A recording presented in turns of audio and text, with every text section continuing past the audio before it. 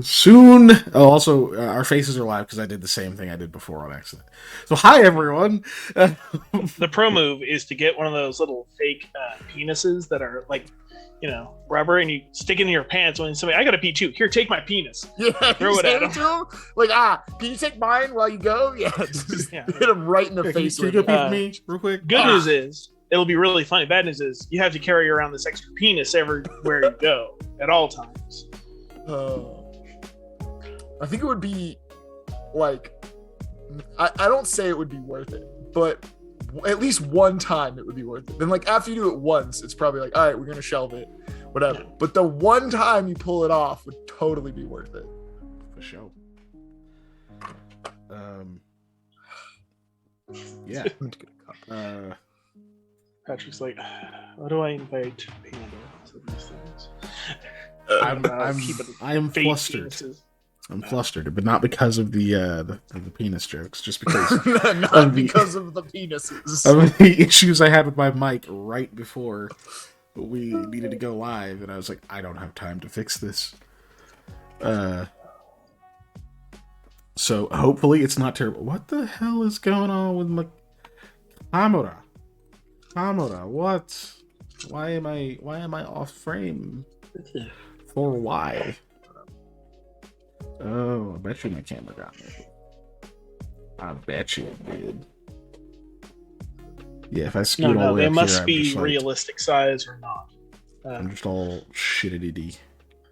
At all. Well, gonna fix this live too. Why not? Sadly, there is no room in a average bear's pants for another, decoy penis, if you will. I'm now laughing at the picture we put in the bakery, even though I'm not looking at it. I just thought of it because you said that. So. Me when I CJB. Oh. Well, I guess this isn't gonna work. So I'm going to expand this here photo. Excuse me. No. I woke up at 6 this morning, okay? I got an excuse. No. I'm also tired, so I will very likely yawn very soon. Even though I have drank not one, but 2 energy drinks today. I think I just need to move my camera. It's like I scoot forward and it's just like woof. I can go almost out of frame. Yeah. Energy. I hate it. Energy for men. It's just power thirst. Oh, that's somehow the wrong way to move it. We don't. If I turn you. Wow! Look at that! Wow! Oh my god! I say we don't need that in existence, but we do. We really do. It's so silly. Yay! Okay. Hi everyone. Hello. I hope the music is still audible, despite me talking and despite Dave talking at some point. Hopefully it is. I did stuff. I did more stuff to the audio. I may never stop. But yeah, here we are. Stream number 2 of making a TTRPG. Yeah. It's very soft but nice. Okay, that's cool. As long as it's audible. I don't want to turn it up too loud because then when we get quiet, it's just gonna blast everyone's ears out. But I'll turn it maybe a little tiny bit more. There. There. Okay. I'm worried my mic is too loud or something, because what I see is it is going all the way to the fucking edge on the little thingamajig. But living on the edge. I don't feel like I'm doing anything different, so I don't know what the hell's up with it. Excuse me. So we're gonna carry through until someone says it's awful and I'm peaking and dear God stop. Oh, there we go. There's commentary. I'm gonna just turn it down a little bit there. Okay, that should have affected it some. Turn it down more. Maybe that'll also help. Is that good? I'm hoping that so. was the same cadence. Is that good for you? Would that like be good for you? We got an same old radish cadence. in the cabinet. Same cadence. I may turn it down a little bit more if I hear something else here. I thought you were referencing something else. Okay. Nah. John Mulaney. Still no. So no, Ellie's telling me that I'm a little bit loud, and it's loud in the video. So I think you're probably just right, and it's not consistent. If it was just consistently loud, I'd be cool, but it's not. That's what gets me. A little bit more too. Yeah. We're gonna go with this. We'll go with this. We'll see how this works. And yeah. We'll see how this works. Oh my goodness, it's not in the red. Oh, it's not in the red. All right, yeah. Ray. Number 2 of making a TTRPG. Ray. We here. All right, Panda, give the recap. I'm kidding. Let's make him give the recap anyway. Like what?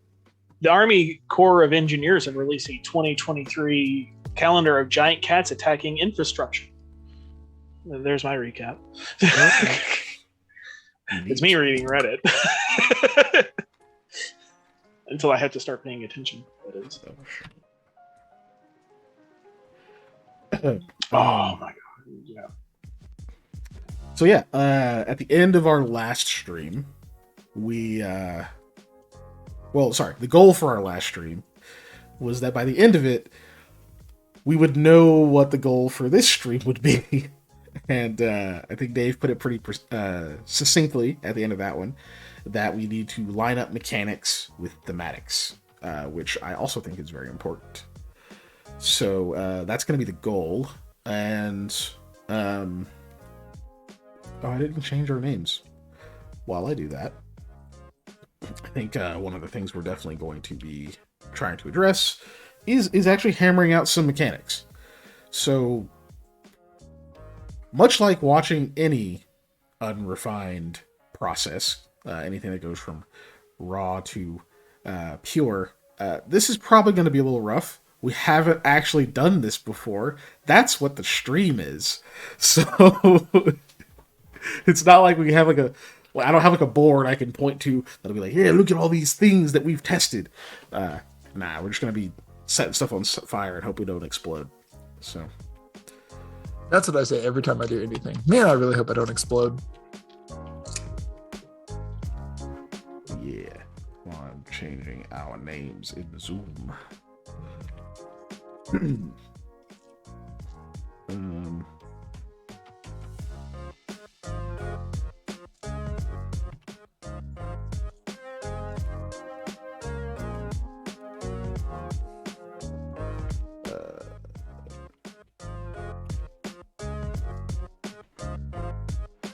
Cool. Done.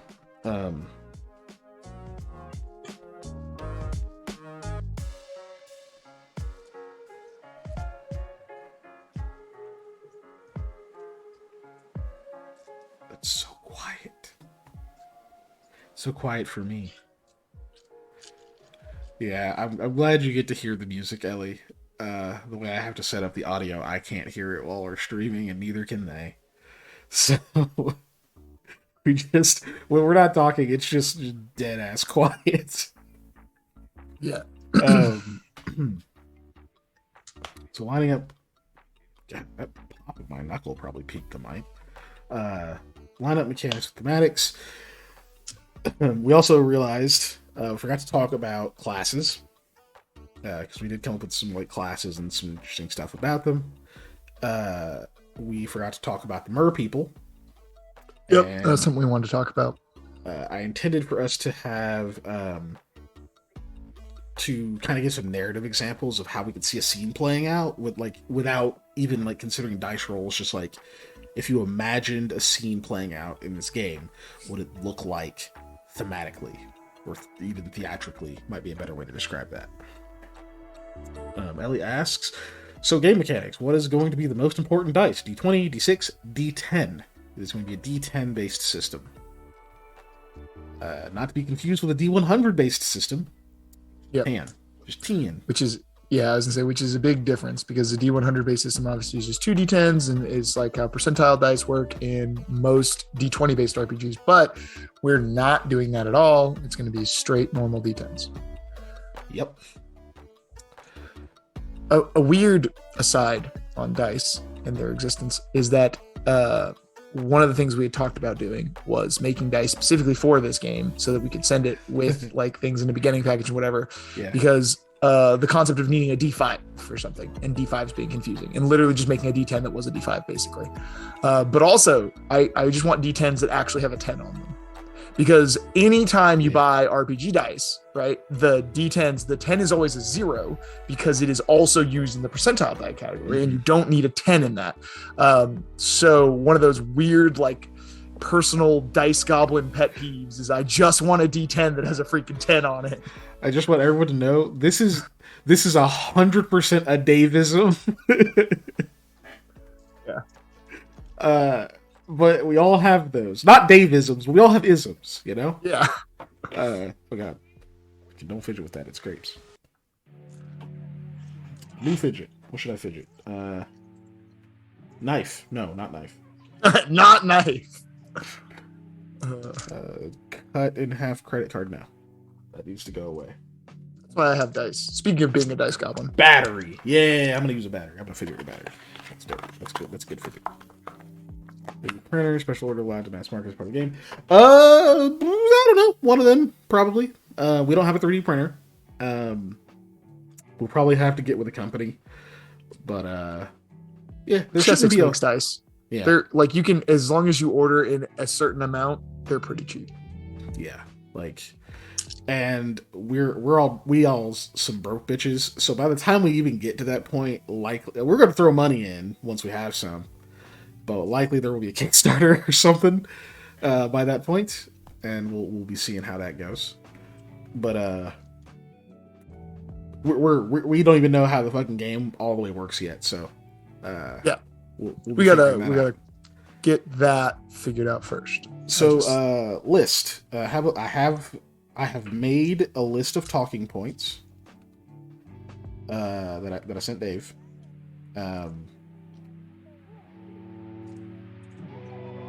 But yeah, it starts with all the stuff that we forgot to talk about before, including the mer people.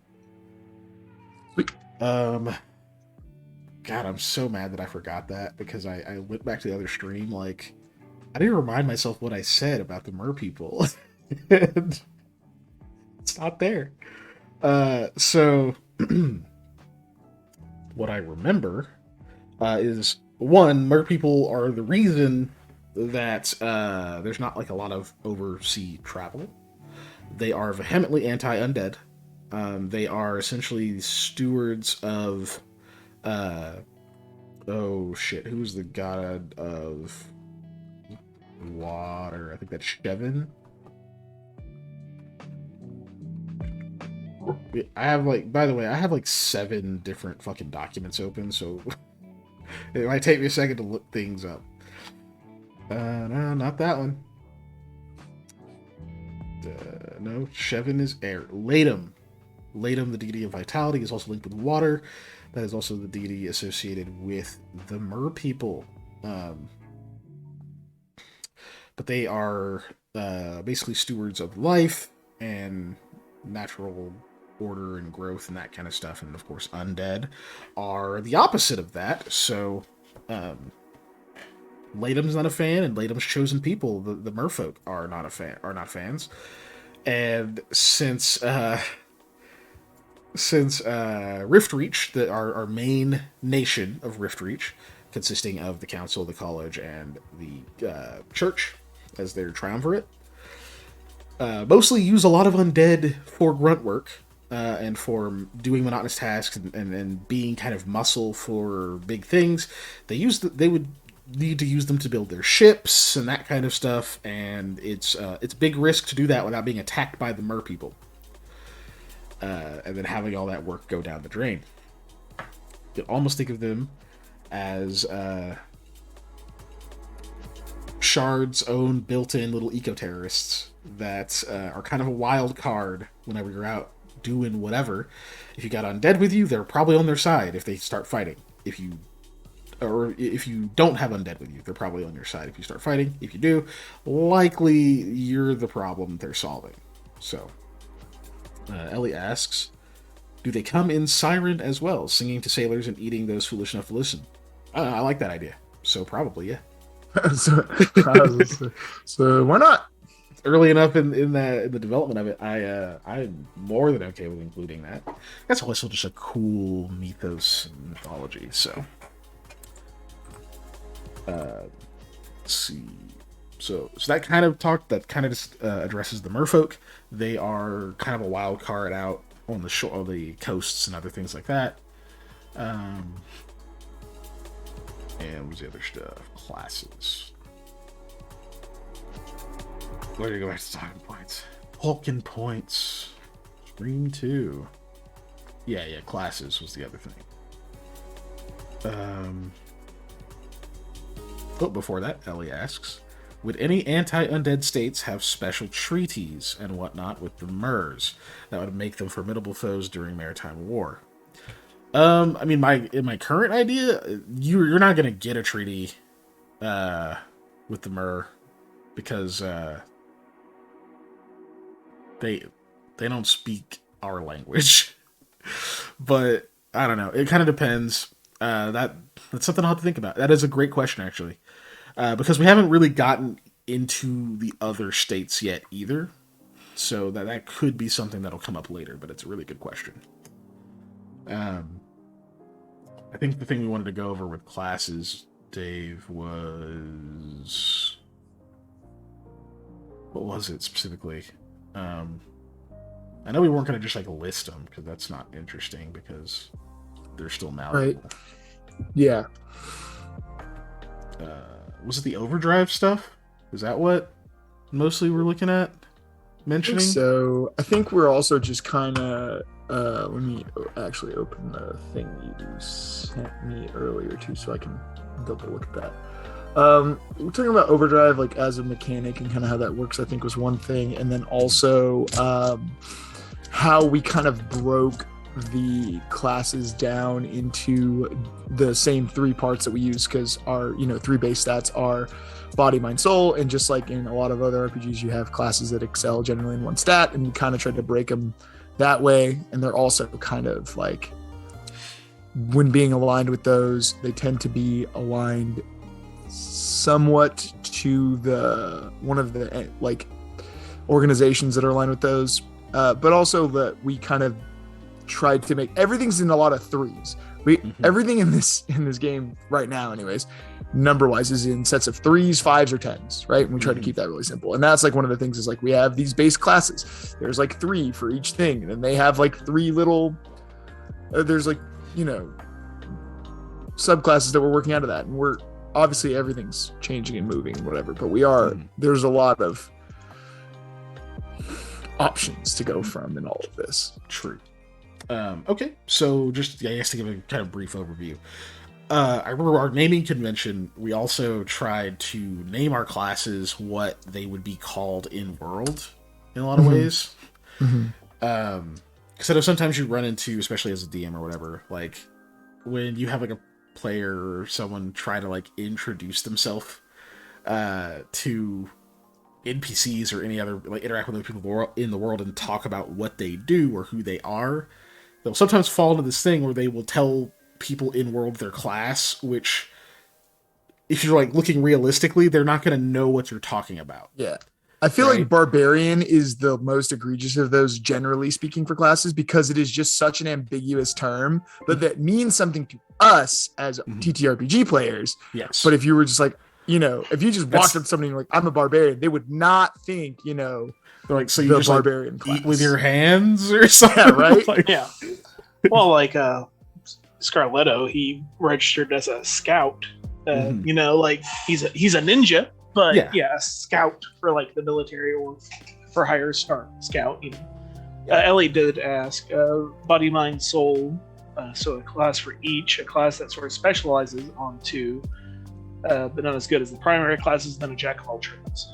So I think that's actually pretty spot on. We have 5 classes. Each, I was gonna say there's like how we break it down kind of, is there's that, and then the subclasses all kind of focus on a secondary aspect in a lot of ways, where it's like, oh yeah, this person is like, let's say a body class, but they lean into also using mind as their like secondary stat, kind of thing. So our classes so far are Invoker, Exorcist, Soldier, Agent, Wanderer. Agent and Wanderer are kind of your wild cards, where like, you know, you don't necessarily tell people I'm an agent unless that's what you identify as, whatever, or I'm a wanderer. But you can, and it still makes sense, just fitting in that same narrative of like telling people what your class could be telling them what you do. Like an invoker is basically what an arcane spellcaster would be. Exorcist is more of your kind of divine spellcasting, which we may change that. I think initially that we had that as clergy, and then Exorcist was one of the breakdowns, but we'll come back to it at some point. Names are placeholders at this point right now. Realistically, we're just trying to nail down what they do. Soldier, obviously that's going to be body, whereas Invoker's mind, Exorcist is soul. Soul also has to do with your connection to the otherworldly. Agents are, I think, was kind of our closest to sort of a rogue in a way. They're more espionage, stealth, scouting, that kind of stuff. And then Wanderers are kind of your jack of all trades. God, I keep having to clear my throat. Sorry. When we were mentioning Overdrive earlier, one of the things we came up with for the classes is they each draw on humors in different ways, and there's different drawbacks to if they overdo it or they overexpend their drive. Drive being the concept of the kind of extra spark oomph that pushes the living and mortals into like greater things, and it keeps them getting out of bed in the morning. Essentially, without it, you don't function. Overdrive would be essentially if you spend all of your drive to do something. So for an invoker, like you spend the last of your drive to invoke another, like a spell or something like that. They all have like kind of different things that happen to them if they overspend and essentially sacrifice themselves. The invoker, it's funny enough, usually magic is complicated. But we'll get to questions after I finish this explanation. But the Invokers is actually, I think, the really simple one, which is essentially you just shut down. Like they just shut off, because Overdrive is usually using the humors in your own body rather than like external to do shit. So an Invoker that draws on their own humors to cast a spell, their body just turns the fuck off. They go into shock. They die. They're just dead. An Exorcist or your divine, because when they draw on humors, it is based on that supernal language, the language of creation. It will basically burn them out from the inside, from soul outward. If they draw on it too much more than they're ready for, that kind of thing. You're still gonna die, but we're still kind of in thematics there because we don't have the mechanics yet. Soldiers, because when they're using humor, it's for self-enhancement and different types of things. Think almost like super soldier type shit. If they overdo it, they can literally become monsters. Like mind breaks, they turn into the shit that you're fighting. And agents' powers are connected to the unknown whenever they tap into it. So what the bad things that can happen to an agent that overdraws or does overdrive is they can start to fade into the unknown and be forgotten by people around them and eventually stop existing. Or for those of you who watch Into the Storm, they pass into the Hollow Archive. So Wanderers their powers are drawn from aspects of chaos.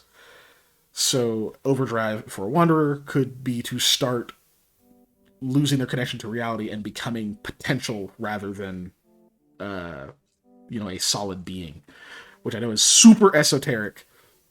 But once we actually get there, we'll hammer that stuff out. But there's just like kind of a glimpse into what we're looking at. So, let's see. Panda, you want to read some of Ellie's questions since she's the only one in chat right now? Sure.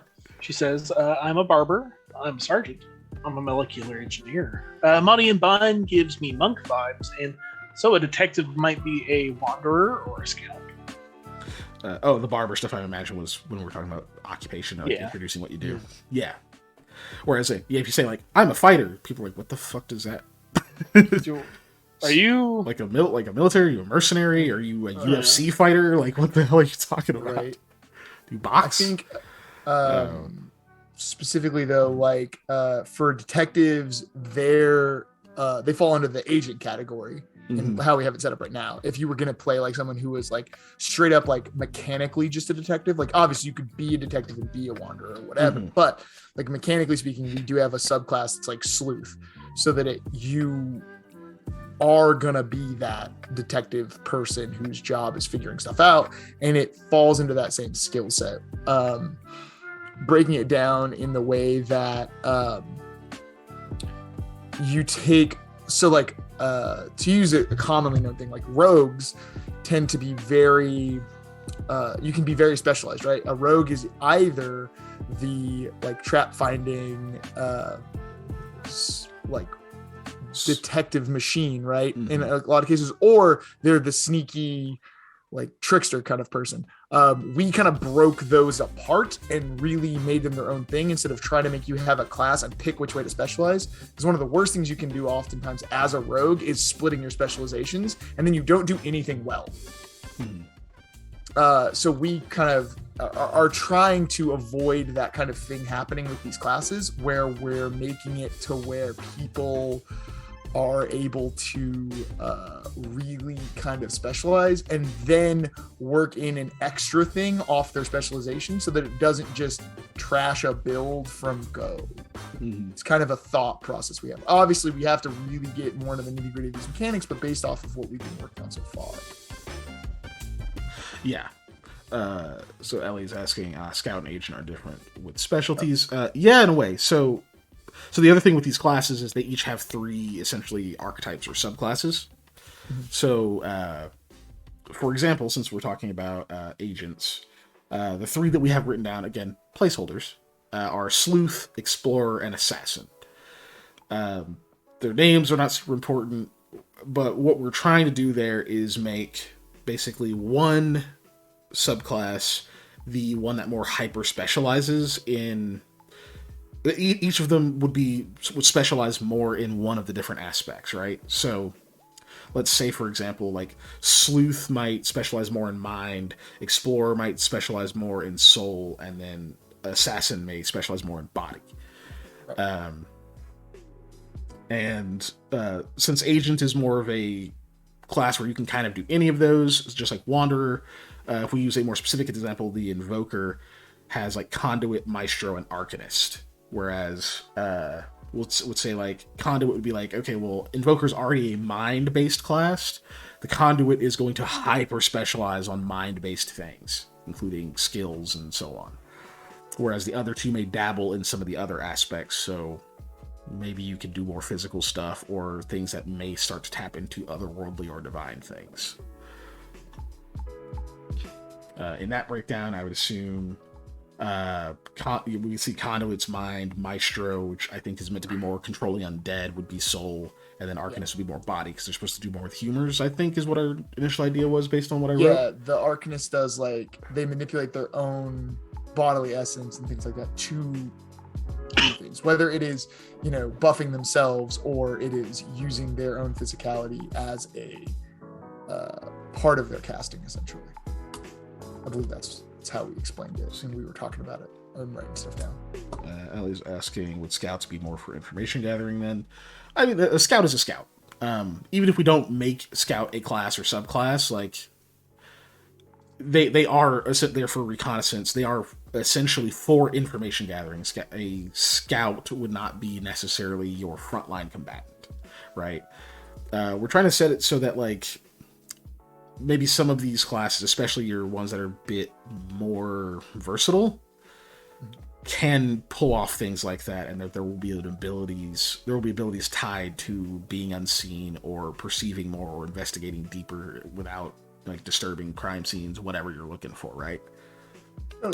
You could make like a soldier build that basically fulfills being a scout, right? Because we have soldiers that will specialize in longer range and things like that, and that would be someone who can gather information easily from range and is probably better at sneaking around. It might not be their immediate forte, as they're going to be primarily combat based, but that's going to be the secondary thing they do. So there's going to be multiple ways to build a scout. If you were like, oh, I want to make a character that this is what they do, we're going to try and provide you multiple ways to build that, so you never feel like you're pigeonholed into a build, because that's also something we really wanted to avoid. We wanted to give people options. And LAS, okay, so each class is sort of specialized into their own versions of mind, body, soul within their class. That is correct. Yeah, that's what that's what our archetypes are trying to do here. That's why we have we have our 5 classes to do our kind of breakdown, our main classes, but then within those we have the 3 subclasses to kind of work with each of the main attributes you need: mind, body, and soul. Yeah. Let's see. Forgot to give a narrative example. We might do the narrative example thing later. Let's try to roll on into more mechanic stuff for now.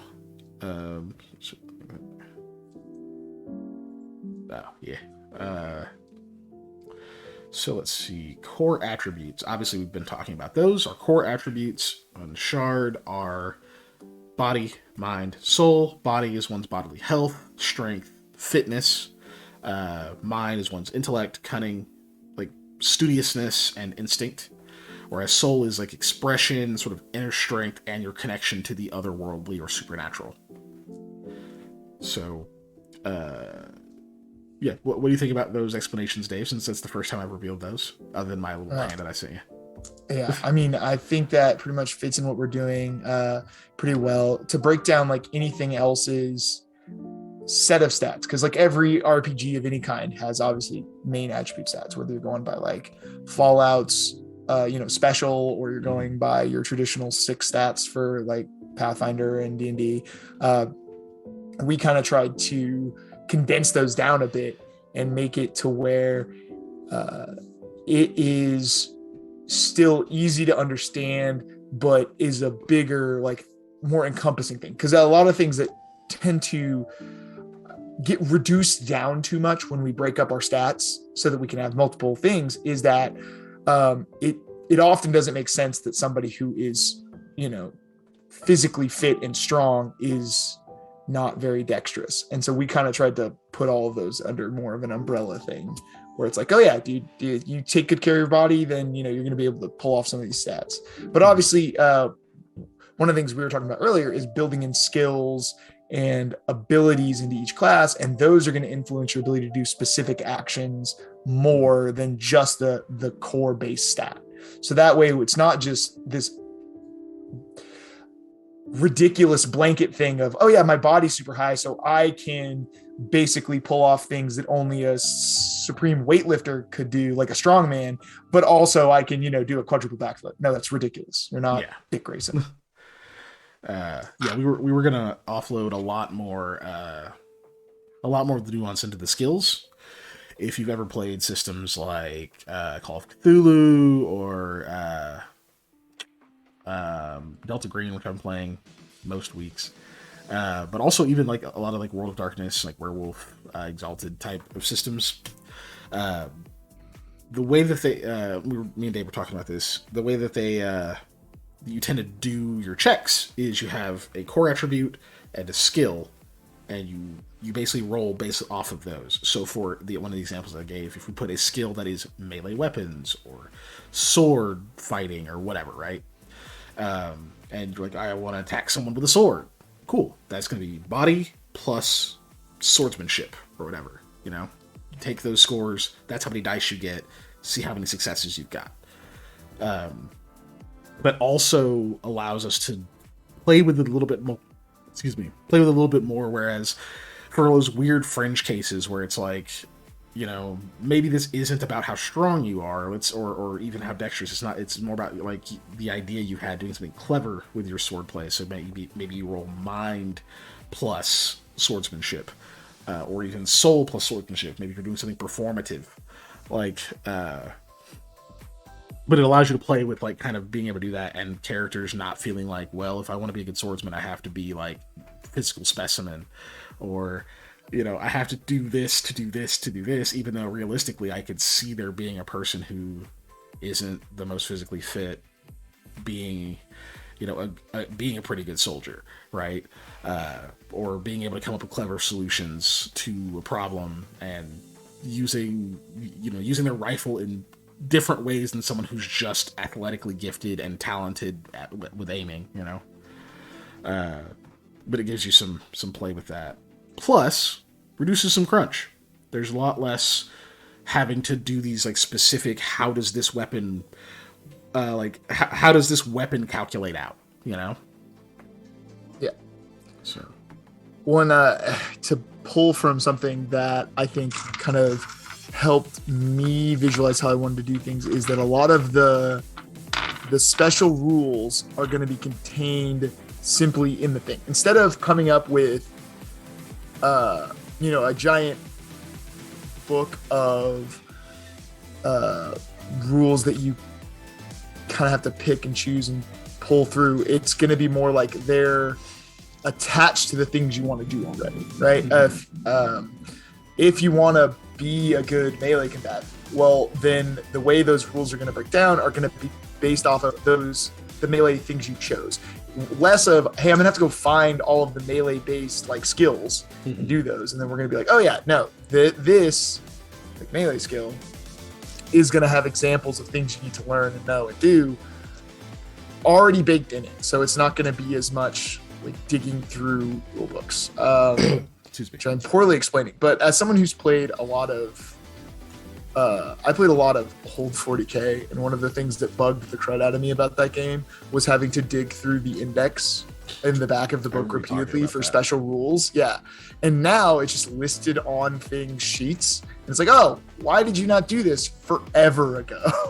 Right. And so that's like one of the things we kind of want to solve is that like when you choose these things, it's gonna be right there in how you're doing stuff instead of having to dig through a large index of rules to figure out what my rule actually does. So let's just start nailing shit down, and then we can go in a little bit more detail as we encounter it. I don't know how I want to present this. Oh god, hold on. I made this other screen. Does it work? It works. Wow. How did I get way over there? How did I get way over there? I gotta scoot all the fucking way over and shit. God damn it. Oh, dang it, Bobby. Whoa. Let me fix my camera before I'm completely off fucking screen.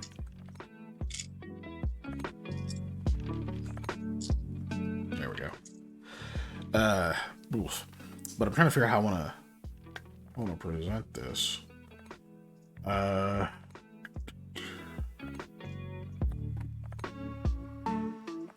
Let's do this. Window capture, new source. Go the people. Add source. That window is gonna be. The fuck is this? Oh, that's Spotify. I need Chrome. Okay, and then oof. That's a lot. Let's go all the way over here. That. Yeah, I don't need all that on display. Okay. And then move it below.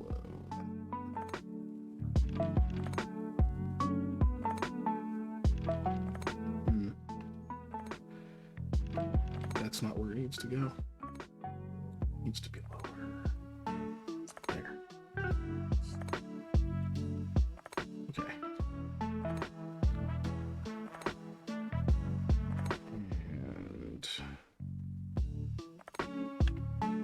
I know, riveting stuff.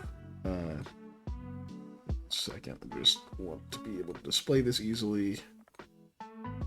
Cool. We will make a handout. This is Roll20, by the way, for those of you who couldn't tell.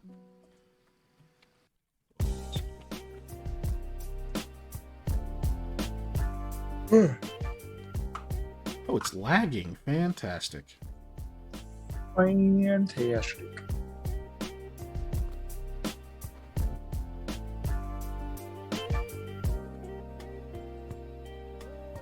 Cool. So, I guess I should... If I do this, does it just break everything? It doesn't? Okay, sick. Wait, maybe it does. Yeah, that broke everything. Hold on.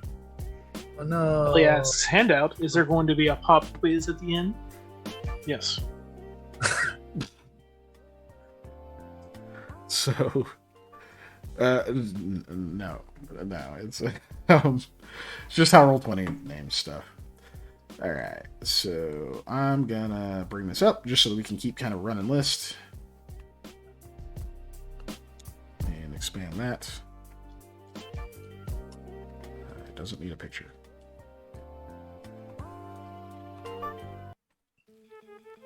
So let's see. Yeah. What the fuck makes a character? I should move this over here. Is that working? That is working. Hell yeah, dude.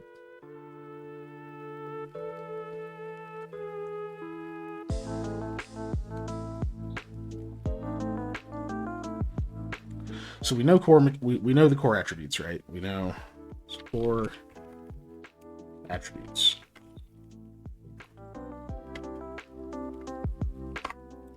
Let's go. Oh, fuck you.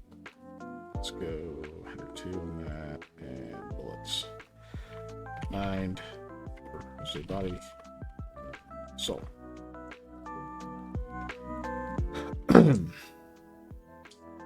So we know we fill those out. Do you remember how we decided to generate those? The core attributes, I think we were doing D5 plus one. All that crap. So I know we talked about doing obviously multiple ways in that most books do it, right? Where it's like, okay, here's how you roll for them. Mm-hmm. Then also here's a point buy system, and then but here's like a point pool buy is just system. math. Yeah, as point well. buy and Yeah. pool are just math. But Yep. like, so it's the rolling, how we roll. That's what I was thinking. It was so under it's revamp base one, no matter what, because we had decided that obviously you can't have 0. So it's base 1. Did we just do D5 plus 1? No, hold on. Because it was like roll 2 D5s or something like that. Pick the highest. I don't remember what it was. Oh, I found it. Okay, it's under revamp stuff. Okay, great. I was looking for it and I cannot find it. I'm glad Under ability scores. That has like a basic description of stuff, blah blah. It talks about being faded, but we don't have that stat anymore. Okay, roll 1d5 5 times, recording each roll. Drop the 2 lowest. Okay, there you go. That was our initial go. Yeah. Yep. So that's how you get 3. So if you roll, there's 3 stats. Yeah, you roll 5 dice. So if you roll like a 5, a 3, a 1, a 4, a 2, you drop the 1 and the 2. You got a 5, a 3, a 4. So, yep. Just got good. Those would actually be outstanding stats. So that might honestly be a little too giving. Now that I think about it, it might just be roll 4, drop lowest, right? Like, right. You could do that. I think that's probably better. Just in that, because you are still going to have ones because we're adding to 1. We're adding to because everything is baseline 1. Because that actually means we roll d4s. We roll d4s if we do base 1. Yeah. why don't we just see? So there's that, or we could also roll. We can roll 5d3s and just make you allocate points from there, but that's also just too many steps. Yeah, I think we just make it easier on ourselves and just say d4s. Yeah, but now people have to get d8s or d4s, or actually get d4s. But then again, but this does something else too that I just realized. This makes it impossible to end your generation with a 1 in a stat. Mm-hmm. That is true. You were base 2 at that point. So our choice here is we keep the d5 and go base 0, and you just can't leave your generation with a 0, or we just accept base 2, because in a 5 max system, 2 rounding down, of course, is your average, right? Right. So your average person is 2s, but that means you can't be below average, which is weird, honestly. Yeah. You know.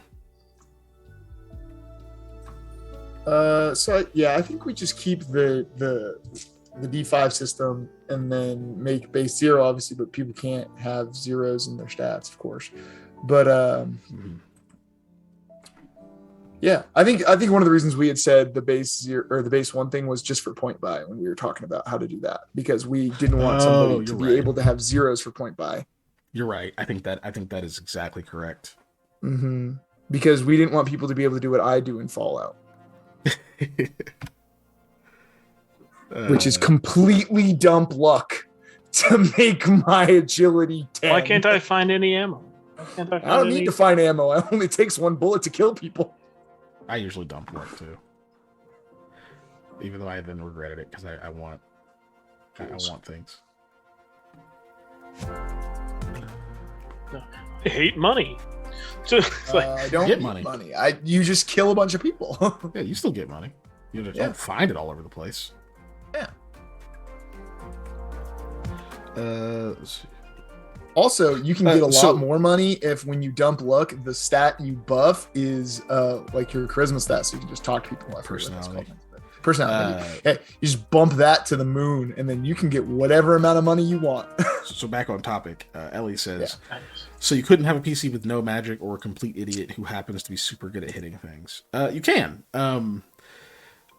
So yeah, you don't have to have magic. That's your class is going to use humors one way or the other. That's what kind of gets you ahead of supernatural shit, especially, or other people using them. But you're not necessarily casting spells.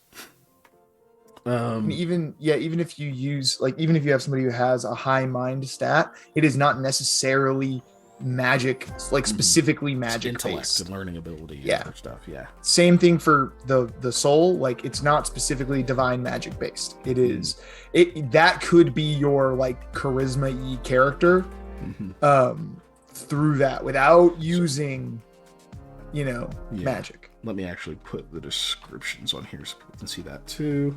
Your face, I guess, hopefully is the better way to say that. Hopefully that's actually big enough to be able to. Let me just do this. Uh-oh. What did I just expand? Oh, something invisible. That's not helpful.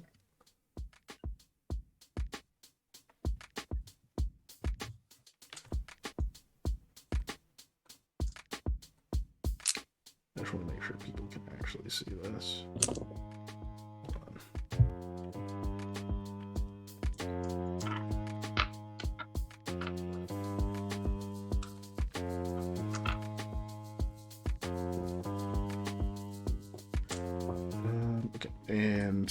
Okay, so body.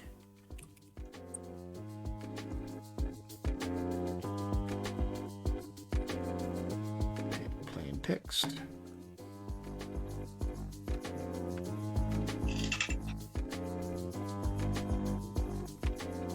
But we also now generate these things now. But yeah, you should be able to have a 1, but you can't have a 0. 0 is either you're just straight up dead, brain dead, or you have no ability to express yourself at all. Yeah. A 0 in soul would be weird, but like in that in theory, you're alive, but you are not a person at that point. Yeah. Let's see. Ellie tends to play either the team mom or a sociopath trying to blend in. Nice. But yeah, soul being expression, inner strength, and connection to the otherworldly. Zero is soul. You would be one of the undead. Well, technically, when you run out of drive, is actually a way to become undead. But I could see zeroing out soul being a way that happens too. Because I think we were kind of talking about soul being also what's connected to drive somehow. Maybe it's how you were generated or something like that. But we haven't got that far yet. So we have those. I also could see soul being, because it's kind of your charisma, but again, hearkening to, I'm going to say Delta Green, because when I've played the closest, there's a stat in that called power, which is, think of it kind of as like one's ability to like sense, unnatural things and have like a strength of will and other kind of just stuff that's a bit less tangible. But it's also how you can affect things that are not necessarily of this world. It's kind of interesting. I see soul as sort of a combination of like charisma in your traditional D&D and something like power, where it is also an outward connection to esoteric or unnatural.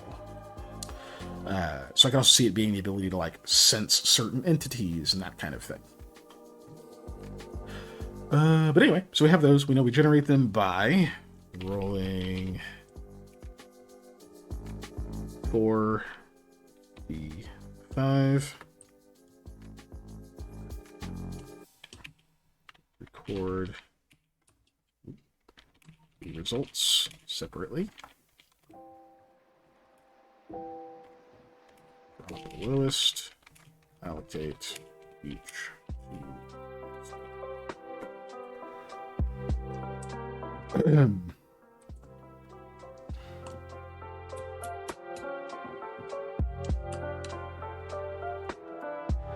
Okay, so we know how the core attributes are generated.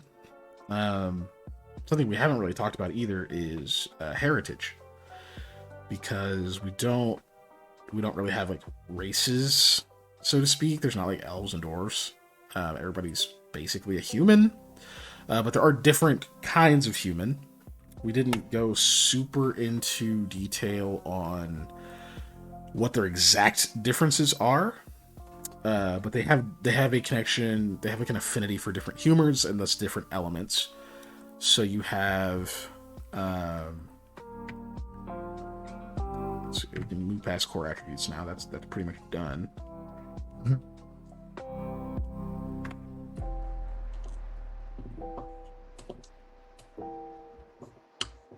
Ooh, I won't spell, I swear. So we have the sanguine, which are that have an air affinity, the melunk, which have an earth affinity, the fliga, which have a water affinity, and the collier, which have a fire affinity. But you also have Idmora, which have a void affinity, and of course they are connected to their corresponding humors that they're named after. Sanguine, of course, sanguine, blood. Melunk is melancholic, which I think was one of those biles. I don't know, man. It's a bile. I believe it is yellow bile. I don't know why I think that. I think you're right, though. The color is black bile for some reason. And Fleega's phlegm. That's easy. Yeah, Fleega's phlegm. Anyway, yeah. So, humor's gross. So, gross. We haven't totally decided what that means yet, like what kind of different abilities they might have and that sort of stuff. But heritage will be involved. We could stat out what the differences are once we've hammered out the more basic mechanics, right? Right. So cool. We know how we generate that stuff, but you're gonna pick your heritage. Copy. Pasta.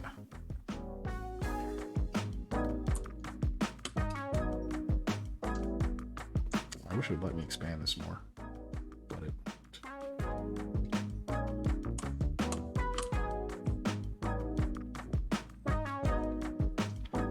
Anyway. So obviously, yeah, you're gonna need a heritage, a race, essentially. Obviously, we talked about classes. We've gotten about as much into those as we can at the moment. Invoker, Exorcist, Soldier, Agent, Wanderer.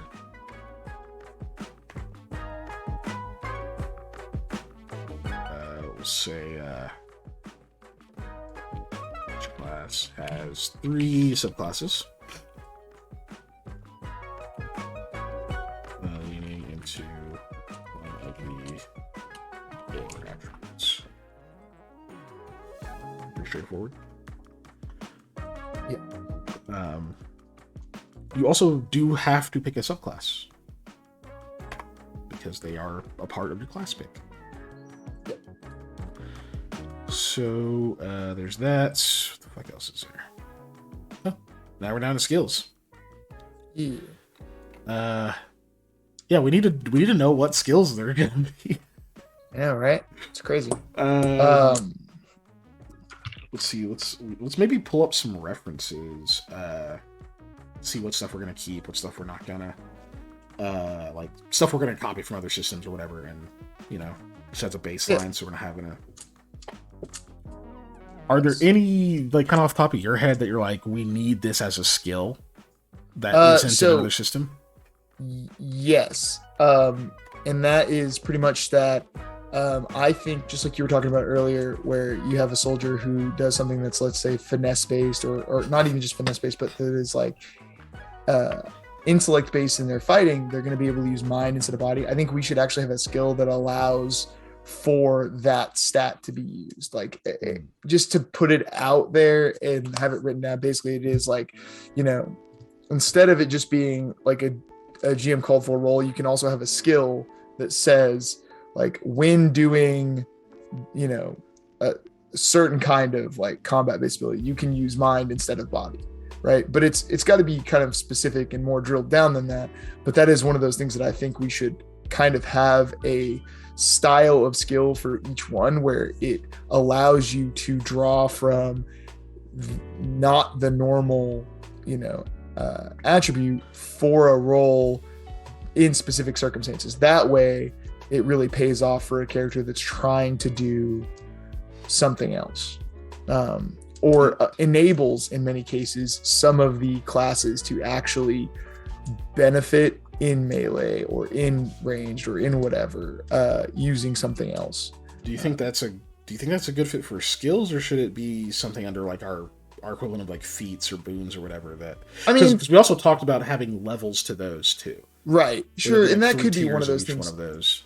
I think it's one of those things that we really have to hammer out the difference, I think, between skills and like boons, to better understand where that's going to slide. But I think that still needs to be on the table for being a thing, because if it is like, hey, in these, like, the skill is basically in this situation, you get to use this instead of this. If it's like a boon, it could also be that. But I feel like we definitely would have to go in the more tiered approach possibly with that, or it is just that using that is maybe a little less general. So one of the reasons I wanted to go with like it for skills is I feel like skills allows you to be more specific, whereas the boons are a little more general. But again, that's something that we obviously, since we have control over this, can change or adjust on the fly as we go. Yeah, that's good that we got there too, because I was actually trying to figure out, like, do we want to have our skills be a little more general, almost like they cover an umbrella of things, which they will, obviously, but do we want to kind of leave that a bit of a wider umbrella, so we could have skills, say, like finesse, that would encompass, like, if we're talking about a like Pathfinder, that's going to take, like, let's say finesse would be like, oh, that pretty much encompasses both like sleight of hand and disable device, right? Like all of that kind of pulled into one, plus anything else that you think could require finesse. especially if we think of these are always going to be combined with our core attributes, right? That's Right. going to very commonly be combined with body, obviously. Mm-hmm. Yeah. In fact, we can also categorize our skills like body skills, mind skills, soul skills. Yep. And then general skills. Yeah, or people can always decide to use a different thing for that, but that allows us to say during character creation, like you could pick like your main, your secondary, your tertiary, and you get like more points in like body skills than you get like the second most point it's in soul, then you last most in like mind. Right. But anyway, that's not the point of what we were talking about. But do you think we should go more specific with skills and end up with a lot more skills, or kind of widen the umbrella so that they just can encompass other things? Let me find the right way to put this. I like having some specificity, obviously, because it is required to make it not just the most general nonsense. But I agree that maybe. Because I find it easier to get specific with feat type things than it is.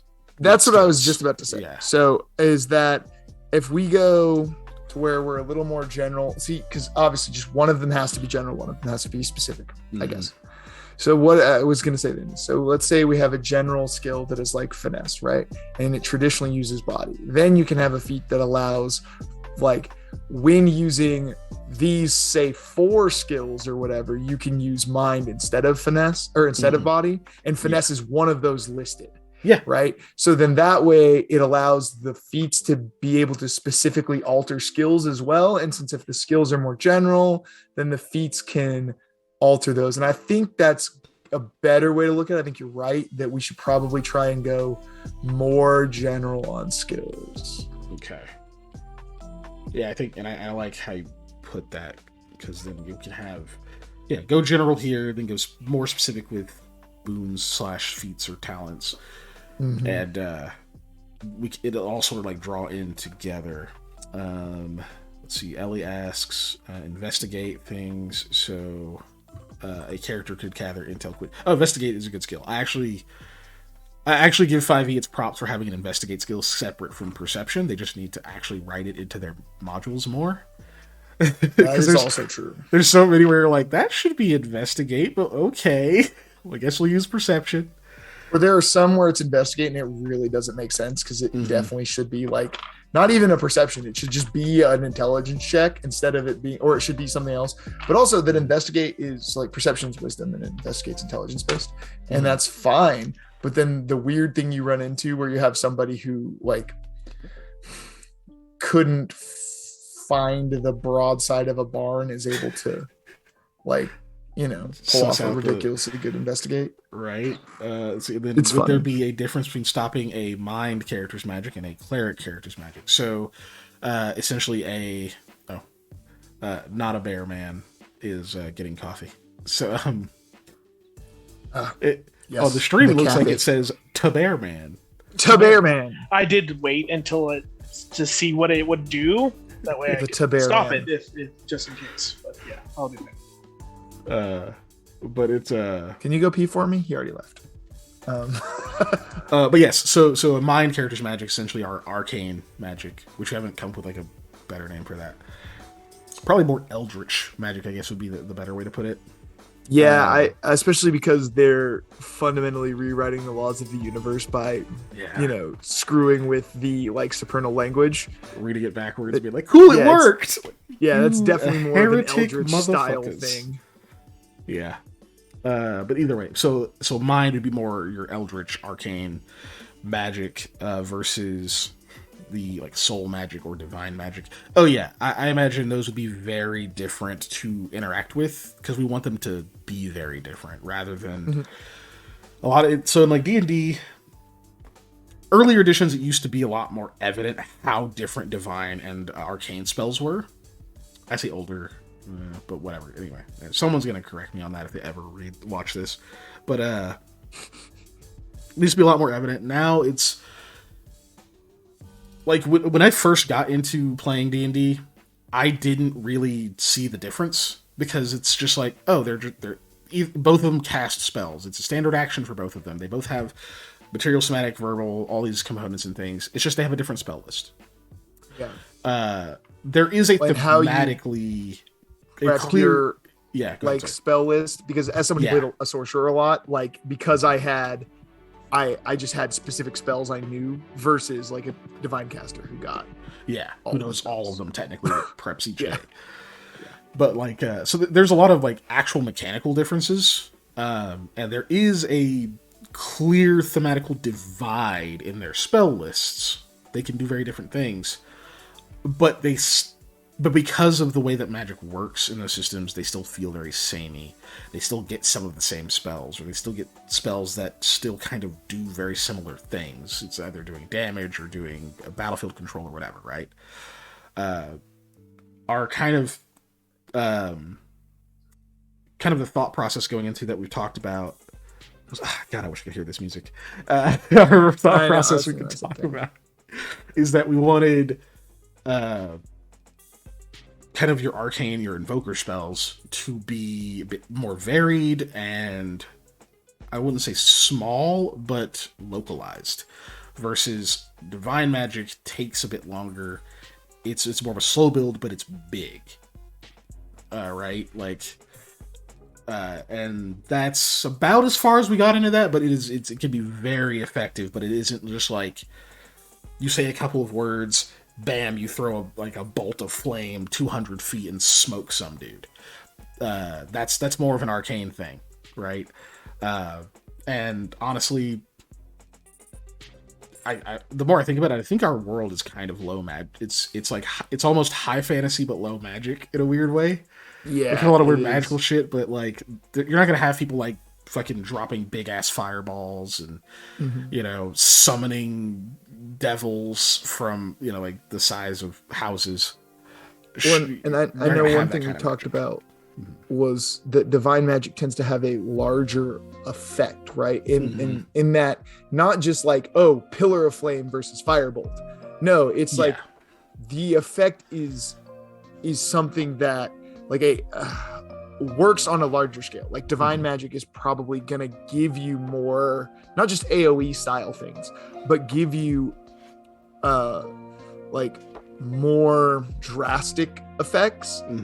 But an arcane style one would be something that can modify things you're holding, that can change the way an item works, and is not necessarily, even the combat based ones, they're not gonna just be fireball. Yes. So yes, interacting with those would be very different. It gave me an idea for if we describe narrative stuff later, then I have one for how I can see between those two magics, because I thought of something that I read that was really cool that it made me think of a way that I can see divine magic working. That'd be super dope. Rule of cool also in effect, not in so far as like everything for the sake of cool, but we had some fucking cool ideas that we started all this with. Yeah. That it's like, no, we need to keep that in mind because that needs to be possible, right? Anyway, but yes, very different to interact with those. Ellie also says, I like the idea of dividing the skills between the humors, but also allowing for a player to argue being able to use this humor to achieve the same effect. Example, using human anatomy knowledge to intimidate someone you're interrogating. Yeah, absolutely. I am a big proponent of following the rules because they're there for a reason. But I love when people find a way to work within the rules in a way that makes sense to do something clever, right? And not just working within the rules as written. Big caveat there. Not just, oh, I found a way to break the rule by exploiting how it was written, and that's that. I don't find that clever as much. It's smart, sure, that you can outsmart whatever, whoever wrote the stuff, but I don't see that as enjoyable. When people find a way to be like, okay, so this does this, cool. Could I use those to do this thing in this situation? And if it makes logical sense. Give an example of mine that was one of my personal favorite things I came up with was when I used Life Blast to drain the essence of a tree, because part of Life Blast in Pathfinder is you basically cast like blight. right? In a way, but use the life energy you take from those to fire a positive energy blast. Well, I didn't have anything to shoot the positive energy blast at, but I wanted to pull the life energy out of this tree so that it would be easier for my other like party member to knock the tree over to use as a barrier. Yeah. And I allowed it because it was like, yeah, that is what the spell does. It saps life from the plant life around you. You just fire this fucking big ass positive energy blast into the air. Also, someone I think comes I out and just hacks over the dead that tree. because I like shot it right at the people, basically. Yeah, that's true. Like, yeah, I don't think that worked though, but it was funny.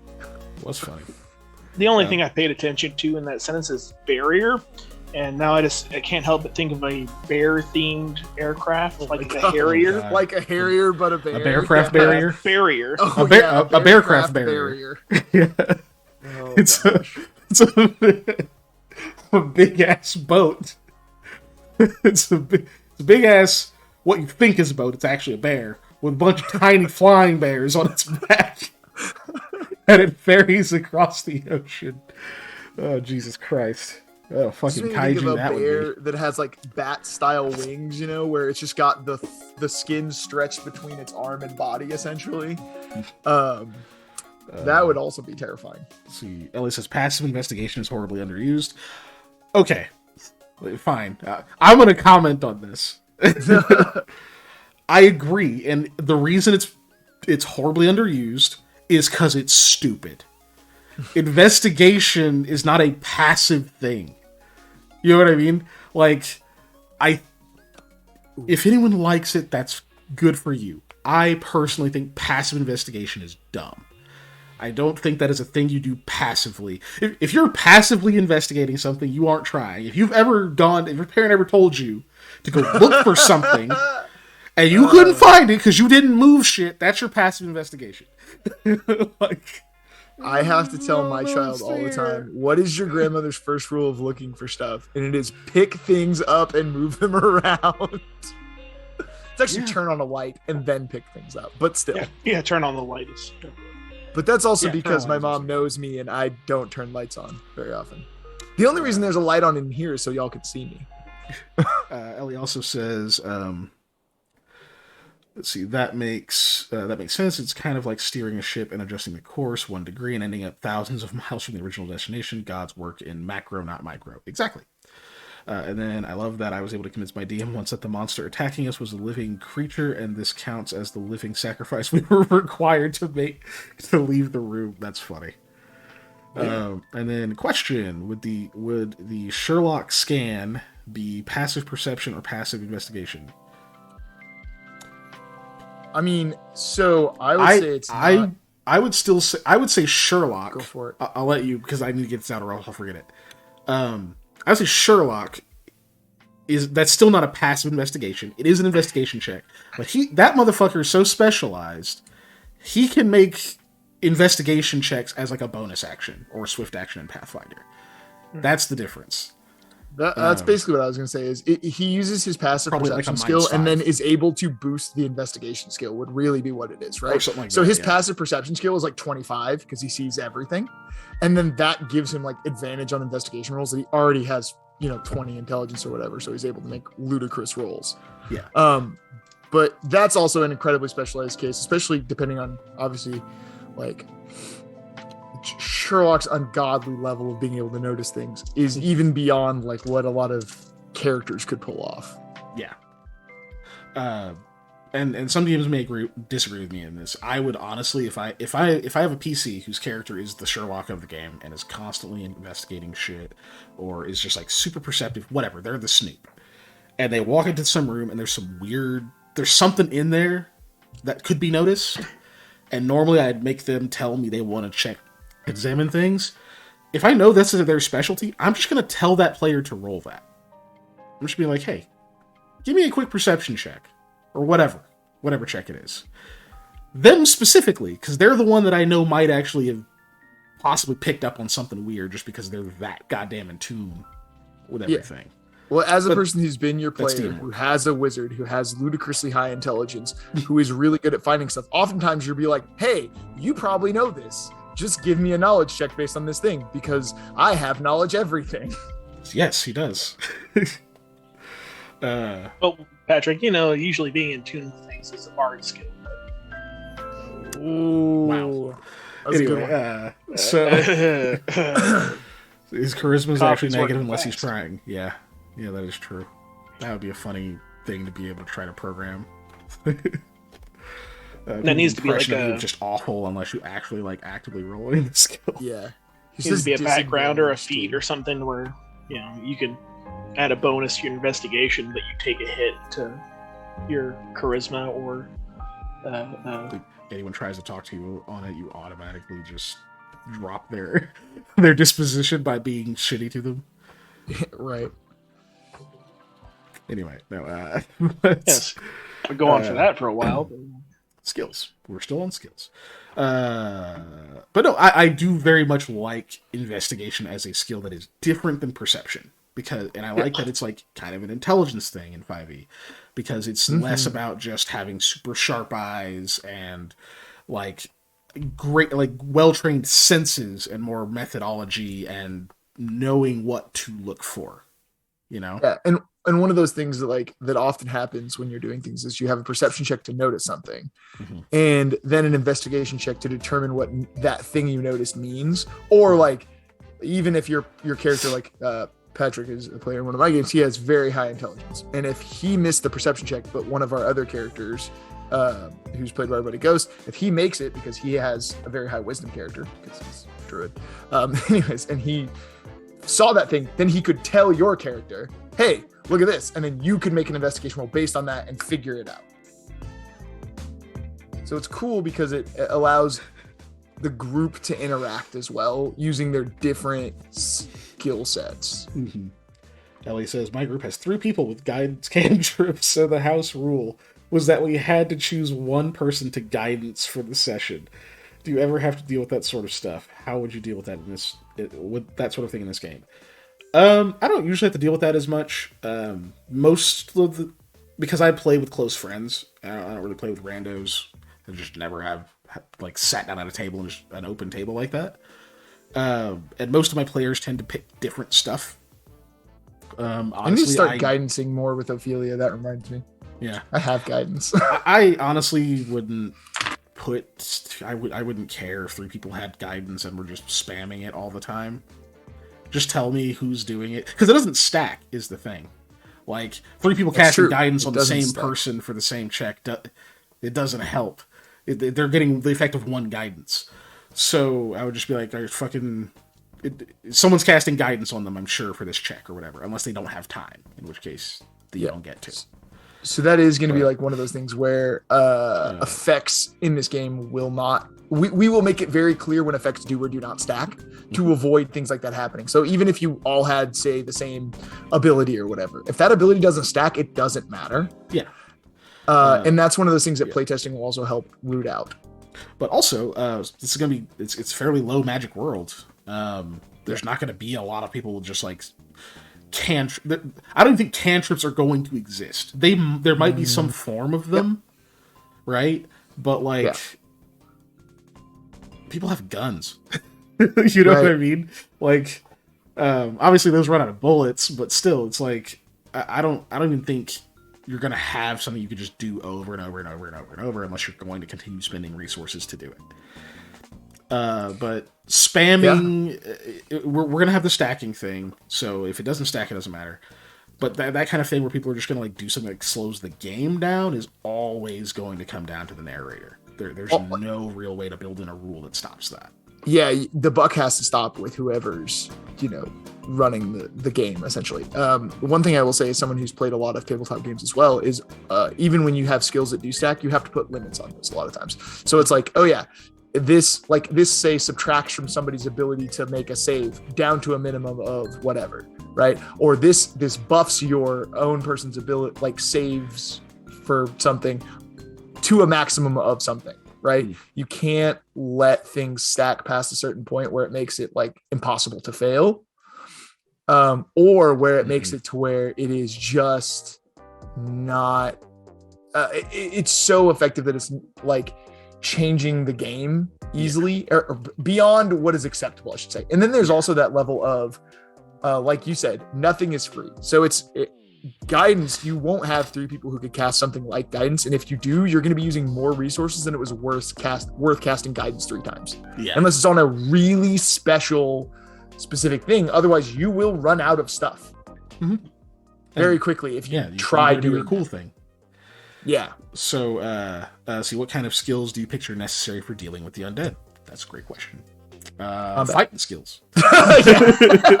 Combat. Fighting, running. So we've talked a lot about skills. We've got none down. So let me open a Pathfinder skills. Let's start here. Before we do this, let's take our break. Oh yeah, we should take our break. Let's take our break. I got that open. And then this is a good place to pick up because it's going to be hard to take a break if we jump into this right now. Yeah. So I think we take a break now, and then we'll hit it hard when we come back. We'll come back at 10:35. Yeah. Let's go. It probably will be a soul skill. Away screen, nah.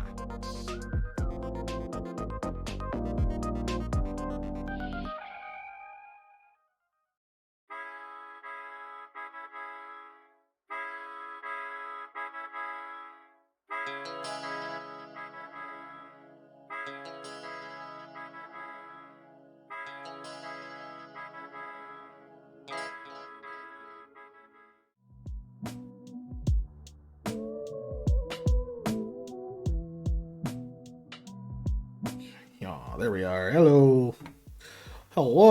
We are here again. Done with the break. Back at it. Dave ate 2 whole bowls of food in that time. We did. I had a single piece of sausage. Panda had a nap. Not really, but he did lay down. You fooled me. And now we're here again. Talk about skills. So we're going to look at the Pathfinder page for skills, and what we'll probably do here is just snag a bunch of them. Yeah. We'll snag a bunch of skills, come up with our own things that'll help specifically in combat and that kind of shit, and then we'll start skishing them together. Acrobatics. I realize I need to have a way to I'm trying to pull up. easily move back and forth. Oh well, that's fine. Acrobatics in Pathfinder obviously is flips and jumping and tumbling and that kind of thing.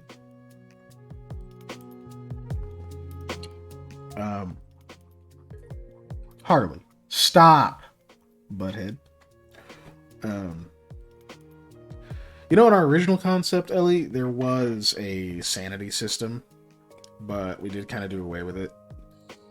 It was just too many things to track. It was too many things to track, and we came up with the whole drive thing, so maybe in later expansion stuff if we really get our legs under us. But always feel free to handle insanity. We may come up with some conditions or something that can simulate it, but okay, so an acrobatics skill I think is good, kind of. I don't know. I always have some issues. I think I just have issues with how it's handled in Pathfinder sometimes. Because it's also used to jump or whatever, but anyway. Acrobatics. That's one. We'll leave it. Appraise. I'm okay with skipping appraise. Yeah. Same. I feel like that is something that we can build into something else instead of it just being a skill on its own. Yeah. Right? Well, I mean, the initial intent really with appraise was just to be able to quickly determine the value of things. Could be useful if your DM wants to fuck with that at all. But it could be useful if you are running a dungeon run or something where you have a lot of looting and stuff that happens, where you just want to be able to quickly grab the best stuff and bounce. But I feel like I put it in sometimes, but I was gonna say, you've had me roll appraise exactly twice, I think. Once in one campaign, once in another. Mm-hmm. And yeah. I use it sometimes, but not even really in the way that it's necessarily intended. Oops, I went to stuff that would put me to go to. So yeah, we can skip praise. That's going to just be handled in place. Yeah, I think we can skip that. Oh, Ellie says, mental trauma increases overdrive. I can imagine there being mental stuff that'll drain your drive. But also we were talking about maybe having a condition tracker, or condition track, which if you ever play World of Darkness, you can think of it almost like how you track your wounds, where you've got like your stuff where you're not taking penalties, and you have, as you kind of go down the damage track, you start taking penalties and stuff, except instead of it just tracking wounds, it's like your overall condition. Where you have some where that are like, maybe even get a bonus to things, to like your checks or whatever. And you have like your normal ones where you're just no bonus, no penalty. But then as you go down the track, you start taking bigger and bigger penalties. And once you get to the bottom of it, you're either dead or incapacitated, right? But we'll get to that. Let's see, and then charisma could probably help with that. Assholes get paid less for instead of praise. Yeah, praise is usually supposed to be an intelligence thing, but bluff. Obviously, we're gonna need some kind of deceit skill. So let's just put bluff for now. Dissipate. Pluff. Yes. Let's see, climb. I think you already know where I stand on this. Yeah, climb and swim are just going to be athletics. Yes, athletics. It's just a thing that is your ability to,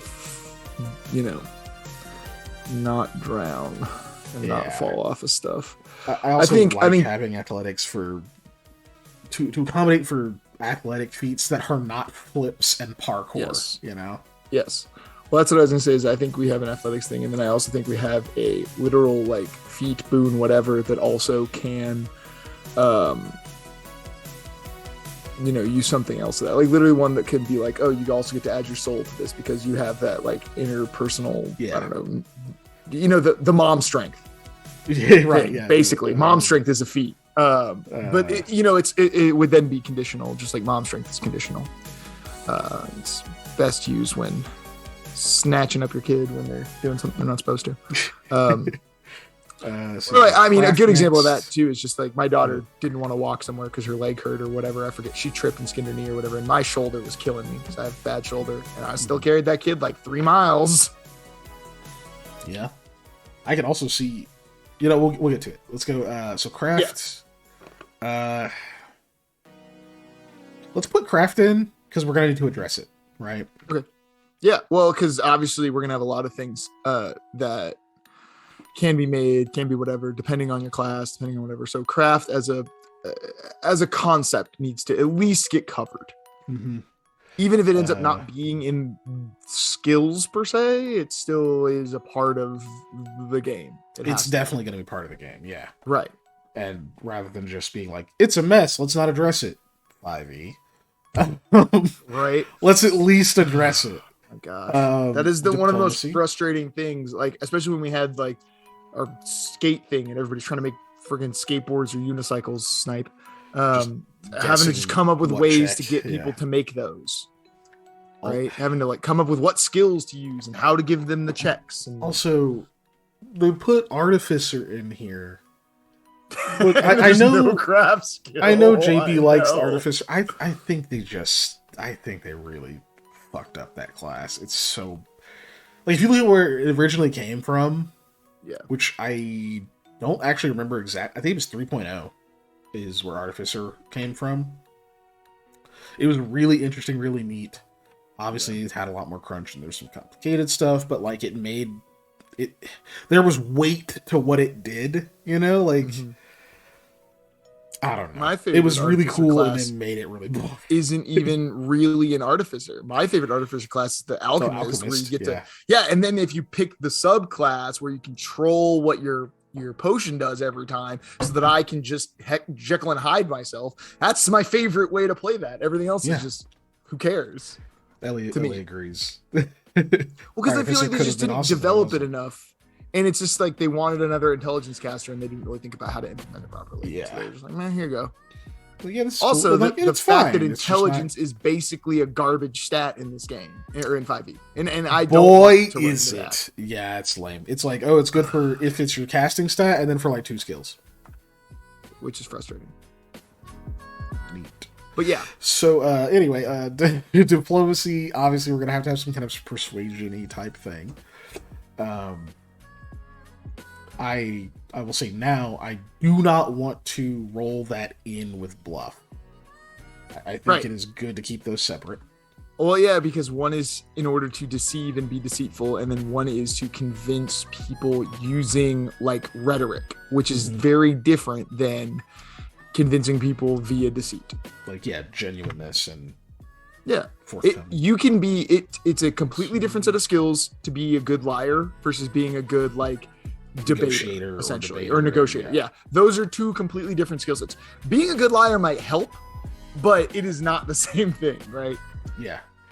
I just realized I was you just see you on my screen just like move as you're like adjusting yourself in the camera. I was like, why am I so far over? Which is also even a thing we could have a feat that is literally like, if your bluff is so high, you can add it to your diplomacy for certain things, or whatever, or vice versa. I actually would work better. If your diplomacy is so high, you can add it to your bluff or whatever for certain kinds of checks, and that would make more sense than combining them. Even. Oh god, where'd it go? Politician versus Bill Nye. Well, I always think of Bill Nye more as a scientist. Bill Nye the Science Guy. I mean, it's more like, I don't know. It's swindler versus a literal negotiator, right? A negotiator might lie to you, right? But they are not. I don't know. It's hard to say.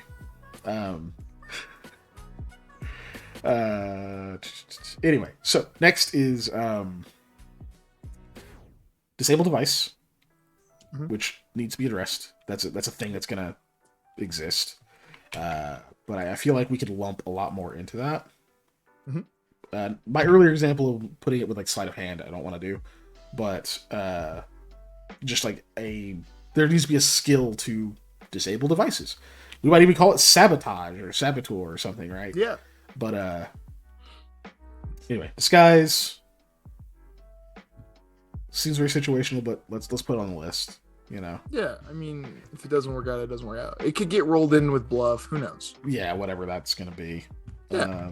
As deception, if literally just deception was the skill, right? Yeah. Then disguise and bluff both fit in with that. Escape artist, I think we can skip. Yeah.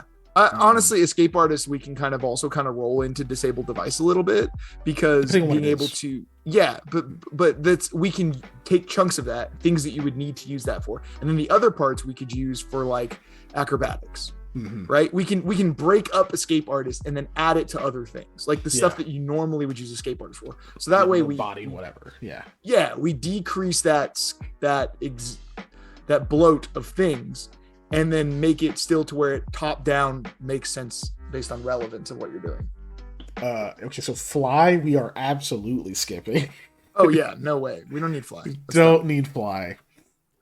Honestly, we haven't got to ride yet, but we can honestly break up ride in a different way, where instead of it just being ride, it is like a pilot kind of thing. Drive, being able pilot, drive, operate, whatever. But those are different. Obviously, being able to ride a horse is different than being able to, let's say, drive a car, which is also different than being able to ride a motorcycle, which is also different from being able to operate a cart and buggy. But if we can find some way to fit the skill set of things like ride into something, and then the skill set of things like operating machinery or equipment into another thing, like use magical device also way later down the row, but that would also be something where it's like, instead of just magical devices, it could also be using devices as its own skill, right? But that's we'll burn that bridge when we get to it. We're doing. So, skipping fly, handle animal obviously needs to be addressed. So I say we include that. One of the reasons I bring up Ride too is that those could possibly be lumped together, right? Yes, because I knew that's next on the list. Heal, it goes alphabetical. I'm already going to change heal to medicine. Yeah. I'm just going to already do that. Yeah, especially based off of the era style things we're doing. Medicine just makes more sense. Yep. That's already what the heal skill is anyway. Yep. It has nothing to do with your ability to actually use heal magic on people, right. Which is what it sounds like when you say it. Intimidate, sure. May get lumped in with something. Yeah. All the knowledges. Lumped in with it? Who knows? I'm just going to put lore for now. Sure. I like lore, that. I'll say lore / knowledge, just so we can come back to it. So we know what we're pulling off of. Yeah. Yeah. Linguistics. A lot of people hate this skill. You know how often I use it. You know how much I like linguistics as a character who speaks like 8 languages and uses it for reading all the time and stuff. I love that skill. It's not going to be every rank as a new language, because that's kind of a broken thing to do for a skill. Plus, I don't think we're going to have that many languages, but it needs to be in there because it does deal with a lot of stuff. Perception. I hope we can get to a place where it's not the only skill people ever use. Please make basic normal healing worth something, unlike 5e and their healer kit. Well, 5e you can break a healer's kit if you use the right rogue. That is true. I've talked about that. So I tried to get JD to play that. Right. So 5e is such a bad example of this because it's so not a lethal. I know you can die in 5e, but anyway. It's so easy to heal in 5th edition D&D that I don't know. Anyway, so it's much higher fantasy, whereas if we're in a low fantasy setting, or not low fantasy, but low magic setting, there's not gonna be a lot of magical healing. We haven't really even decided 100% if there will be magical healing. Right. Like that may just not be a thing. We haven't crossed that bridge yet. What we do know is that there's no coming back to life. So we are not giving people a revivify. Yeah. No revivify for you. So just try not to die. Or at least if there is, it is not going to be just a thing you can just do. Right, and it won't be without. It's going to be like a Lazarus machine you have to find, and then it probably the cost for using it is much higher than you want because you have to like sacrifice 5 people to get this one person back or whatever. And it really makes the party make decisions based on if it's good or not. Yeah, could literally be just like a life for a life thing where it's like, hey, look, you're not getting this unless somebody's got to go. But anyway, so yes, I would say a basic normal healer's kit is going to be fucking invaluable if people get wounded in this game. It's going to be much more like an actual first aid kit that is actually helpful. Yes, because you can't just have the cleric go over and be like, boop, there you go. Yeah. That axe wound is gone. It's like, I hope we have a doctor. That guy rubbed shit and salt over that axe before he hit you with it. So, anyway. I was thinking of Castlevania. Yeah, I was thinking something. Also, I was just thinking about since we're going to be turn of the century industrial revolution tech, it's basically going to be like, here's the morphine. Yeah. That's what I got. It's just like, because we're out of everything else. Hope you don't get addicted. Shrug. Perform, 100% perform. Yeah. I like Profession, I don't think we need. I have an idea. I'm going to put it with an asterisk because I have an idea for profession. Yeah. Because, I like Go ahead. The profession skill in Pathfinder. I do because I use it, but a lot of people just never use it. Yeah. But I use it. Or they use it just as I can make some money during this thing. Yeah. Not actually using it to know about that profession. Yeah. I'm in such a small box. Or using it to set up a credible alternative identity. Right. All right. So we'll put ride with an asterisk. Because we really do need to figure out what the hell we want to do with that. Because, we're only like World War I level, minus horses some stuff. Horses are still going to be primary mode of transportation, popular for a lot of people. we need some kind of sense motive thing. Because like other than I want to say other than we only skipped a few skills. Horses, there's not a really good personal transportation system, right? If you wanted personal transit, because we're not going to have like cars, realistically. Yeah. Especially not easy access ones, even if there are them. But like our primary mode of transit between cities is going to be horse-drawn animal transportation or trains.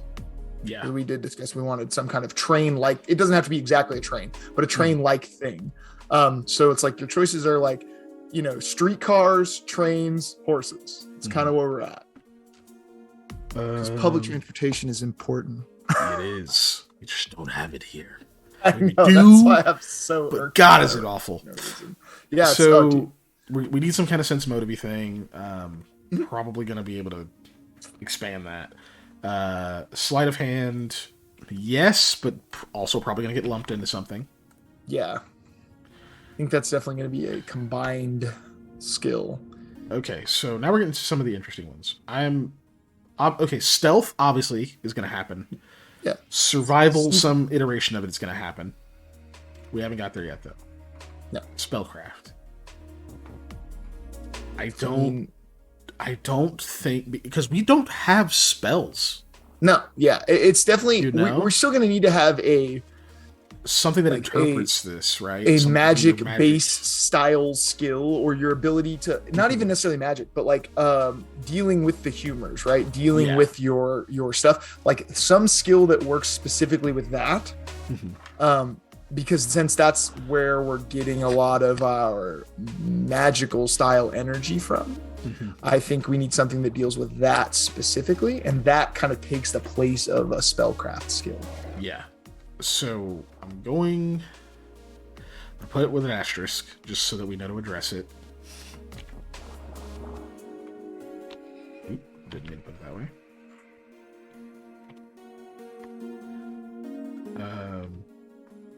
Stealth, survival, those are happening because those are going to be important. Can you imagine? We're not going to put a stealth skill in this game. There's no stealth. No sneaking for you. No, sneaking is not important. Fight like a man. Okay, well, the first thing people are going to homebrew into this dumbass system if they even bother with it. Stealth happens. What? Swim, we can skip because it's athletics. Use magic device, I think we can also skip. I don't think we need that. No, I think we just need I think that goes also into our spellcraft style skill that we're going to build. But then also like a device skill, which also goes into what we're talking about, disabled device. Just a skill for using things and then sometimes breaking said things might be better than just a use magic device, or will be better. I don't even think might, just will be. So I think that's all we're going to draw from that. I kind of want to pull up... let me see if I can find it. I want to pull up the list of skills from Delta Green, actually. Because it has some, for this era, that make a lot of sense. I'm looking through a couple other things, too. And a lot of these skills that I'm going over are things I actually want to address as in our feats or boons section instead of skills. Because I feel like they apply to modifying skills more than they are a skill on their own. Makes sense. Scroll way down. There's a lot of things. Skills. These are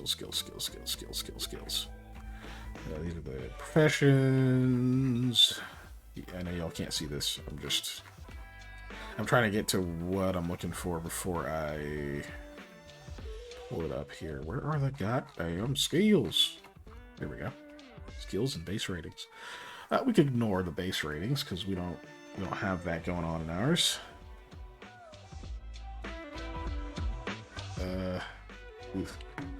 Windows making that real difficult.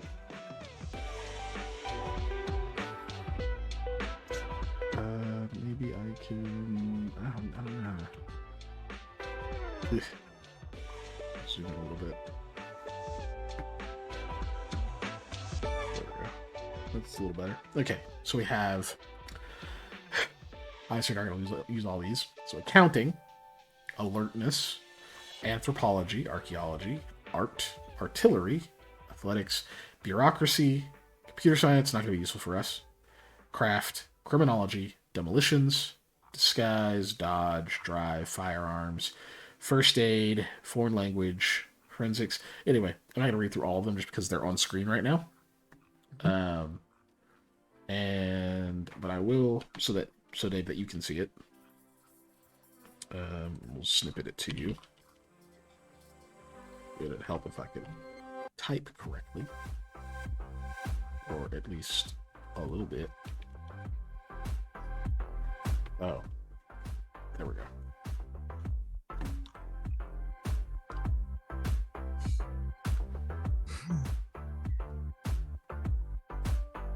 All right, copy. I'm gonna send this to you real quick just so you can see what the hell I'm looking at over here. The chat can see it. Cool. Cool beans.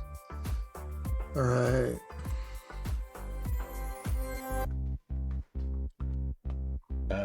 So to explain some of these that are not immediately obvious, where is it? Human is Delta Green's version of like your insight or sense motive in a lot of ways. It's more like it's human intelligence. It's how well you know people. Anthropology is more how well you know like cultures and humans. Human is more like being able to figure them out. Let's see. Oh wait. Ellie says, I wonder how skilled the undead would be at detection. Would there be different tiers depending on the body's health, hearing prior to death? Yeah, probably. I imagine they're going to be very tied to what their abilities were in life. Yeah, and we're also going to have... we've talked about like multiple different ways that undead can be formulated and created, right? And those different ones will have different effects on their like retention of abilities. And little did they realize the anxiety skill was the worst decision ever. Yeah. Just yeah. Okay, but yeah, human is human intelligence. Sigint is like, I think it's technically like signal intelligence, to be able to like read signals and that kind of stuff, and interpret that type of deal.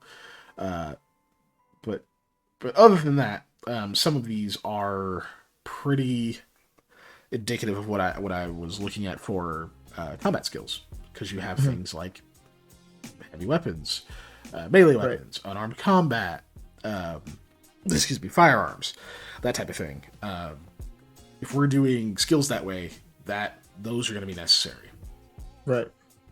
That's what I was thinking, like, just because you don't want to just have a base ranged and a base melee. We want, like, specifically probably, like, a firearms thing, and then also, like, ranged attacks that are not necessarily firearms, because if you're, throwing something, it is not the same skill set as throwing a baseball and shooting a gun are two very different things. Yes. So, and I don't want to just lump those in the same thing, but I also don't want to break it up too far to make it too whatever. But yeah. Let's see. So yeah, we're gonna need stuff like that. They have drive. They do not have ride, because it's set, I think, in the 60s. Oh, they do have ride. My bad. They have both of them, which makes sense. Yeah. And this is a fairly large list of skills, but it's not super cumbersome, as you can see. Yeah. But get rid of that swim right there. Anyway, I know, right? Every time I see swim, that's the first thing I think of. Which it makes sense in something like this, right? Where like you do have more of an acute breakdown, and I do get why separating swim it makes sense, right? But since we're consolidating skills, yeah, I was gonna say some very athletic people don't know how to swim. Yep. Which I don't know why I feel the need to say, if you don't know how to swim, please learn how to swim. I don't want people to drown. Right. That's all there is to it. It's just it's a survival skill at this point. You don't have to ever use it other than to not drown. Please. And obviously, yeah, dude. Once this game comes out, if people are like, "No, it's important that we separate athletics from being able to swim," put a fucking swim skill in there. Yeah, it's probably. I doubt it'll be hard, right? So anyway, So I was gonna say, so the dodge skill also brings up a point that I wanted to address as well, is that I think we need some kind of defensive based skills. Yes. I agree. So let's jump back over. So out of these, I don't think we need to use this as a guideline for figuring out our combat skills. We could do that easy enough because we know combat. Right. But I did want to show this off to be like, hey, this system does this too. This is kind of what I was thinking. Out of it, I do want to steal alertness. I was about to talk about alertness. That's fine. Yeah. Did you find an alertness on yours too? No, well, I was just looking because I like alertness as a skill, and I was thinking that it can be wrapped in some way to perception, or it can be bounced off of that, whatever. But alertness as a thing, I think, is important. Yeah, like your ability to react to situations, essentially, and your just general readiness. Yeah, instant detection. Yeah. How aware are you? Awareness also working for that, but I like alertness here. So that one draws my attention. So I'm gonna throw it on the sheet so I don't forget. Keep this in alphabetical order if I can.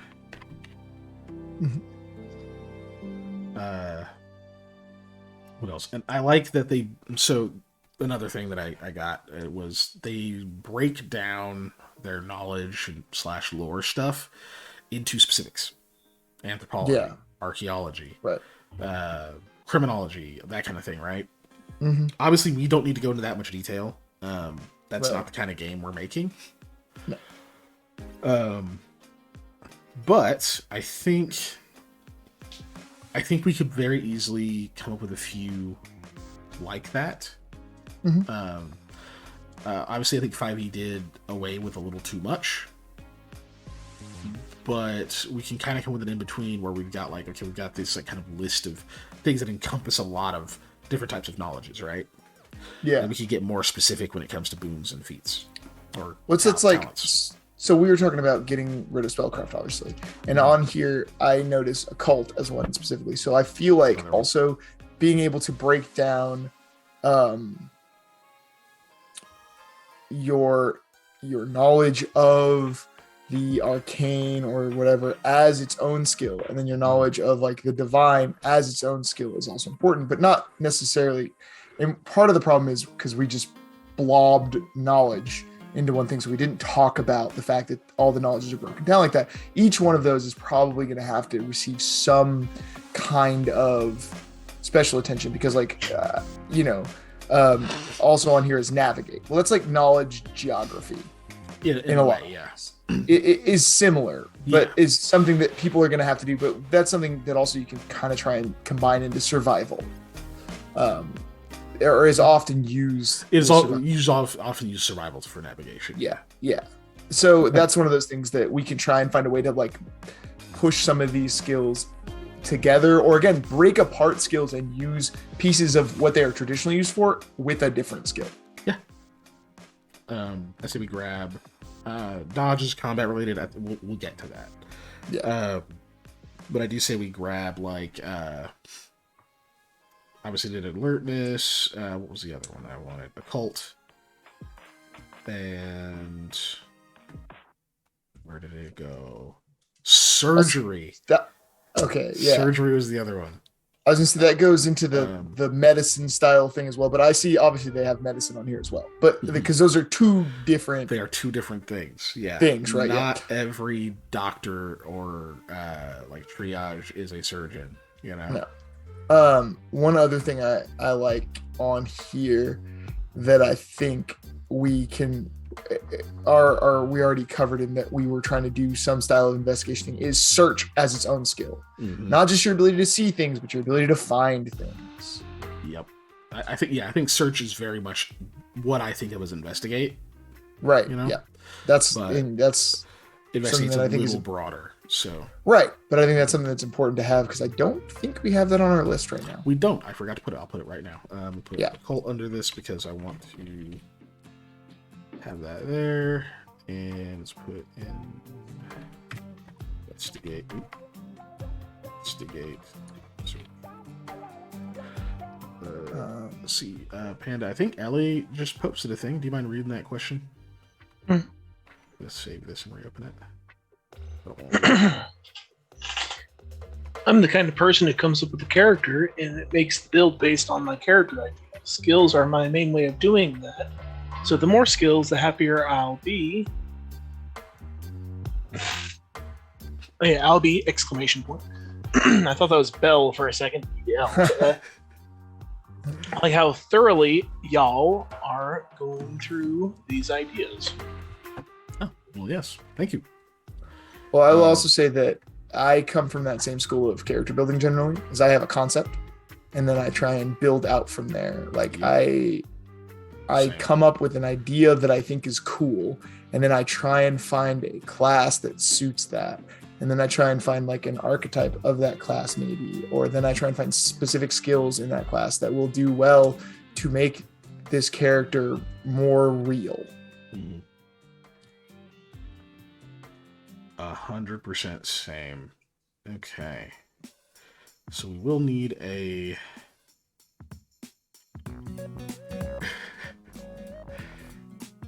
I say we probably steal pilot, right? And just squish that in with drive. Yeah.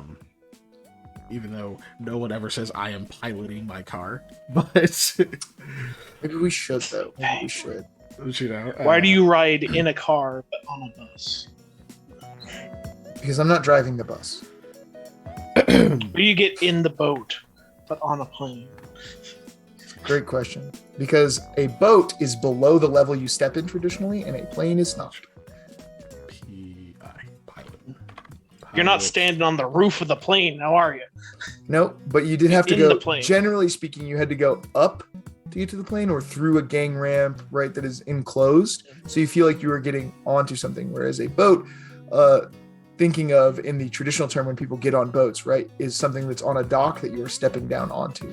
I'm not thinking like a cruise ship where I would almost say you get on a cruise ship. You don't get in a cruise ship, just like you would get on a plane, because the embarkation is very similar. But like a fishing boat, you get in that because you step off of a dock into it. So let's do this now.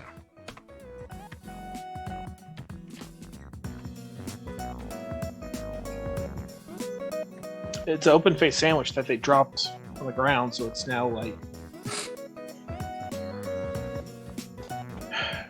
a boat is like trying to eat.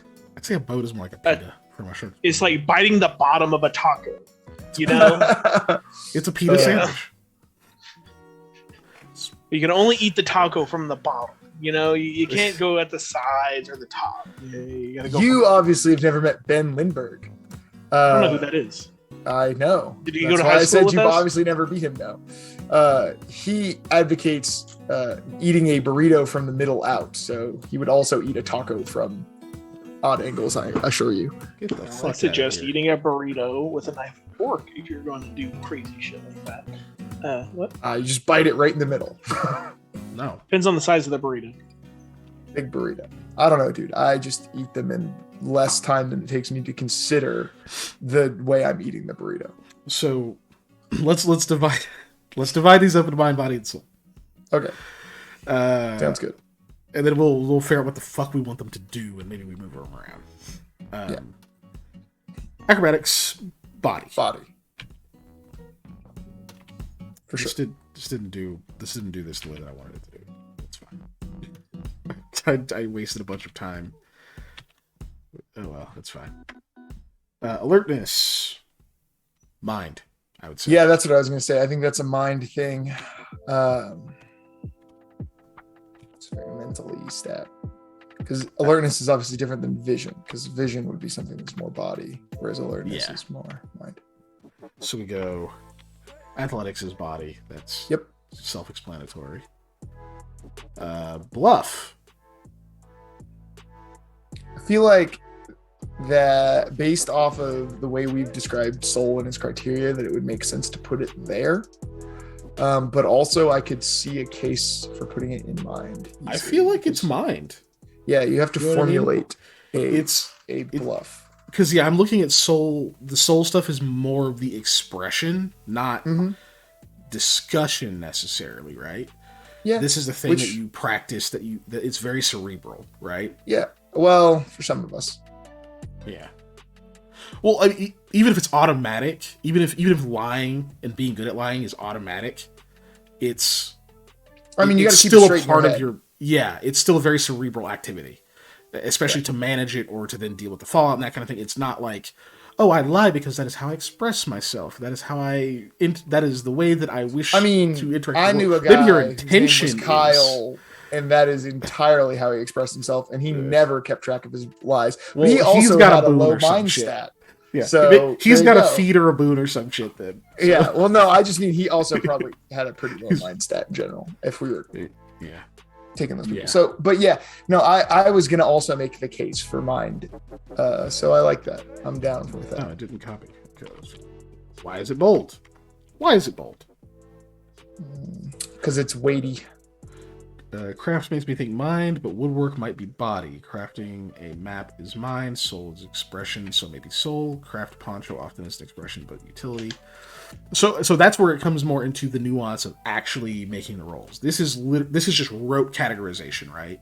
By default, it doesn't. So like you don't necessarily have to, like, even if we put craft in soul, you don't always have to roll soul plus craft to craft something.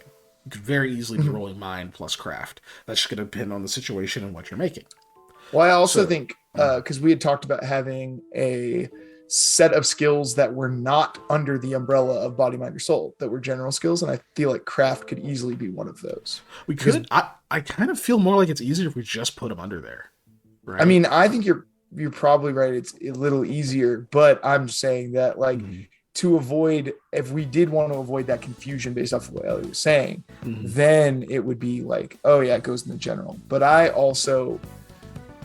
feel like any skill, if you try hard enough, you can almost argue any skill goes under anything, except for, there are some exceptions that obviously don't make sense, but a lot of them you can kind of try and just worm your way into anything. So I think just putting it under, let's say, soul, and because if you're gonna craft art, it requires all three of those things. Let's say, like, literally, a painting requires all three, or making a chair, even realistically requires all three, unless you're just going off of the plans somebody else made with absolutely no intent to do anything else other than follow those plans. But then also you might not have the best result. Right. I mean, yeah, it's like, I can imagine that playing out in, God, am I getting fucking loud as shit? I can imagine that kind of playing out in this, like, okay, like you said, someone crafting a chair, making a chair, they've got, like, instructions, they were told exactly how to do it and whatever, right? And it's like, okay, I'm gonna need mind plus craft. And the person's like, dude, mind? But isn't craft soul? Like, you're just following instructions. This is just how well you can follow instructions. It has nothing to do with creativity or any of that stuff. This is mind. And they go, okay. All right, what if I really want to put some flourish on it? What if I want to, like make the legs kind of this, like, weird spiral thing, and then put some odd braces in there, and then, like, paint it and do some whittling? Like, yeah, dude, fuck it. Yeah, okay, fine. Soul craft. You're really putting your foot in that one. Cool. I'll rescind my initial ruling. I can see that kind of being that difference, right? Just like you said. So, but I do like the idea of leaving it under soul initially, because I feel like creativity or creating something is linked more under soul. It's just gonna be an easy thing to pivot between those two. Yeah. And I also think that we could, like, when we address feats and boons and whatever, if we want to have one that can change how things are done, it's like, oh yeah, you have become practiced at, like, reading instructions essentially. So your craft is now basically a mind thing. Or it is like, okay, so you have, really good manipulation of tools and things. So we're allowing you to use body to, augment your craft instead because of, like, feats, boons, whatever that you have accrued. So it allows you to kind of break that traditional use of what it is, just to make it better for you, the way your character would do something. Yeah. I agree completely. I think same argument we had for bluff. Diplomacy goes under mind. Yeah. Whatever we end up making diplomacy, probably persuasion or something like that. Yeah.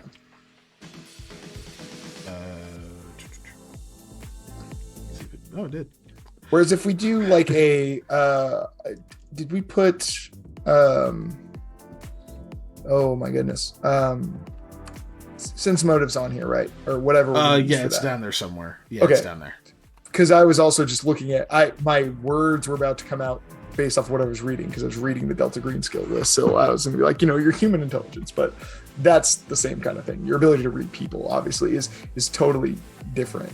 But I'll just make sure it's still on there. And I think we can lump a lot. So let's keep going here. Can we change sense motive to vibe check, please? No. Vibe check. Need a stick for that. Disable device is still a weird one. Yeah. I kind of want to put it under mind.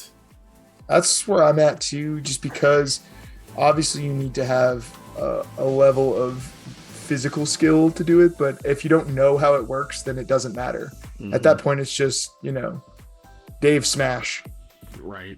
And that's different. It's a different thing. And obviously, if we end up with too many things under mind, we can adjust. But also, we don't have our combat skills on here yet, and body is going to get filled out a lot with combat skills. Oh yeah, it absolutely is. So we have craft, so disguise. Speaking of, depending on how this shakes out, I also think we should have like a tactics style thing as well. Ooh, yeah. But that, so yeah. But that's still going to go under combat feats, which is why I didn't want to mention, or combat skills. That's why I didn't really want to bring it up, but just because I said combat. I think once we have these categorized, we'll have a lot more play with what to add to it, what to consolidate. Yeah. Disguise is still I don't know. That's a weird one. It is also a weird one. That's a weird one. But I think disguise is going to end up getting grouped into with bluff a bit. So I think we should just go ahead and put it under mind, because I think they're going to be very similar, if not in the same thing. Oh man, I wonder if it's fine. I'm gonna put it in here and put an asterisk. I'm just gonna tell you. I want to lump it in somehow with stealth. Yeah, because that actually also really makes good sense, because it's that the is other what kind you're of stealth, essentially doing. Blending in thing. Yeah. We'll come back to it. Let me put 2 asterisks. I don't know what it means. I don't have a guide on what these asterisks mean other than look at this again. So somehow craft handle animal. What does that go? Yeah. No.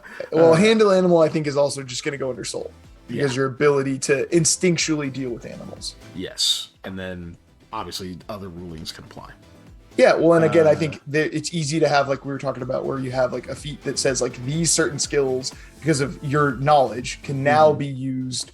You can, make mind rolls on them. And like handle animal could easily be one of those, because it's like, oh yeah, you know a ton about animals. So sure, you get to use what you know about them instead of how you feel.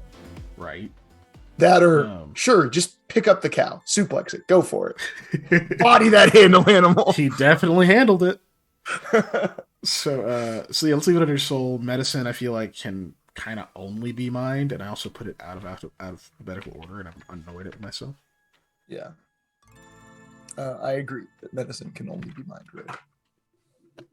By default, as a skill, right? Mm-hmm. Yeah. Intimidate. I don't even think we need this skill.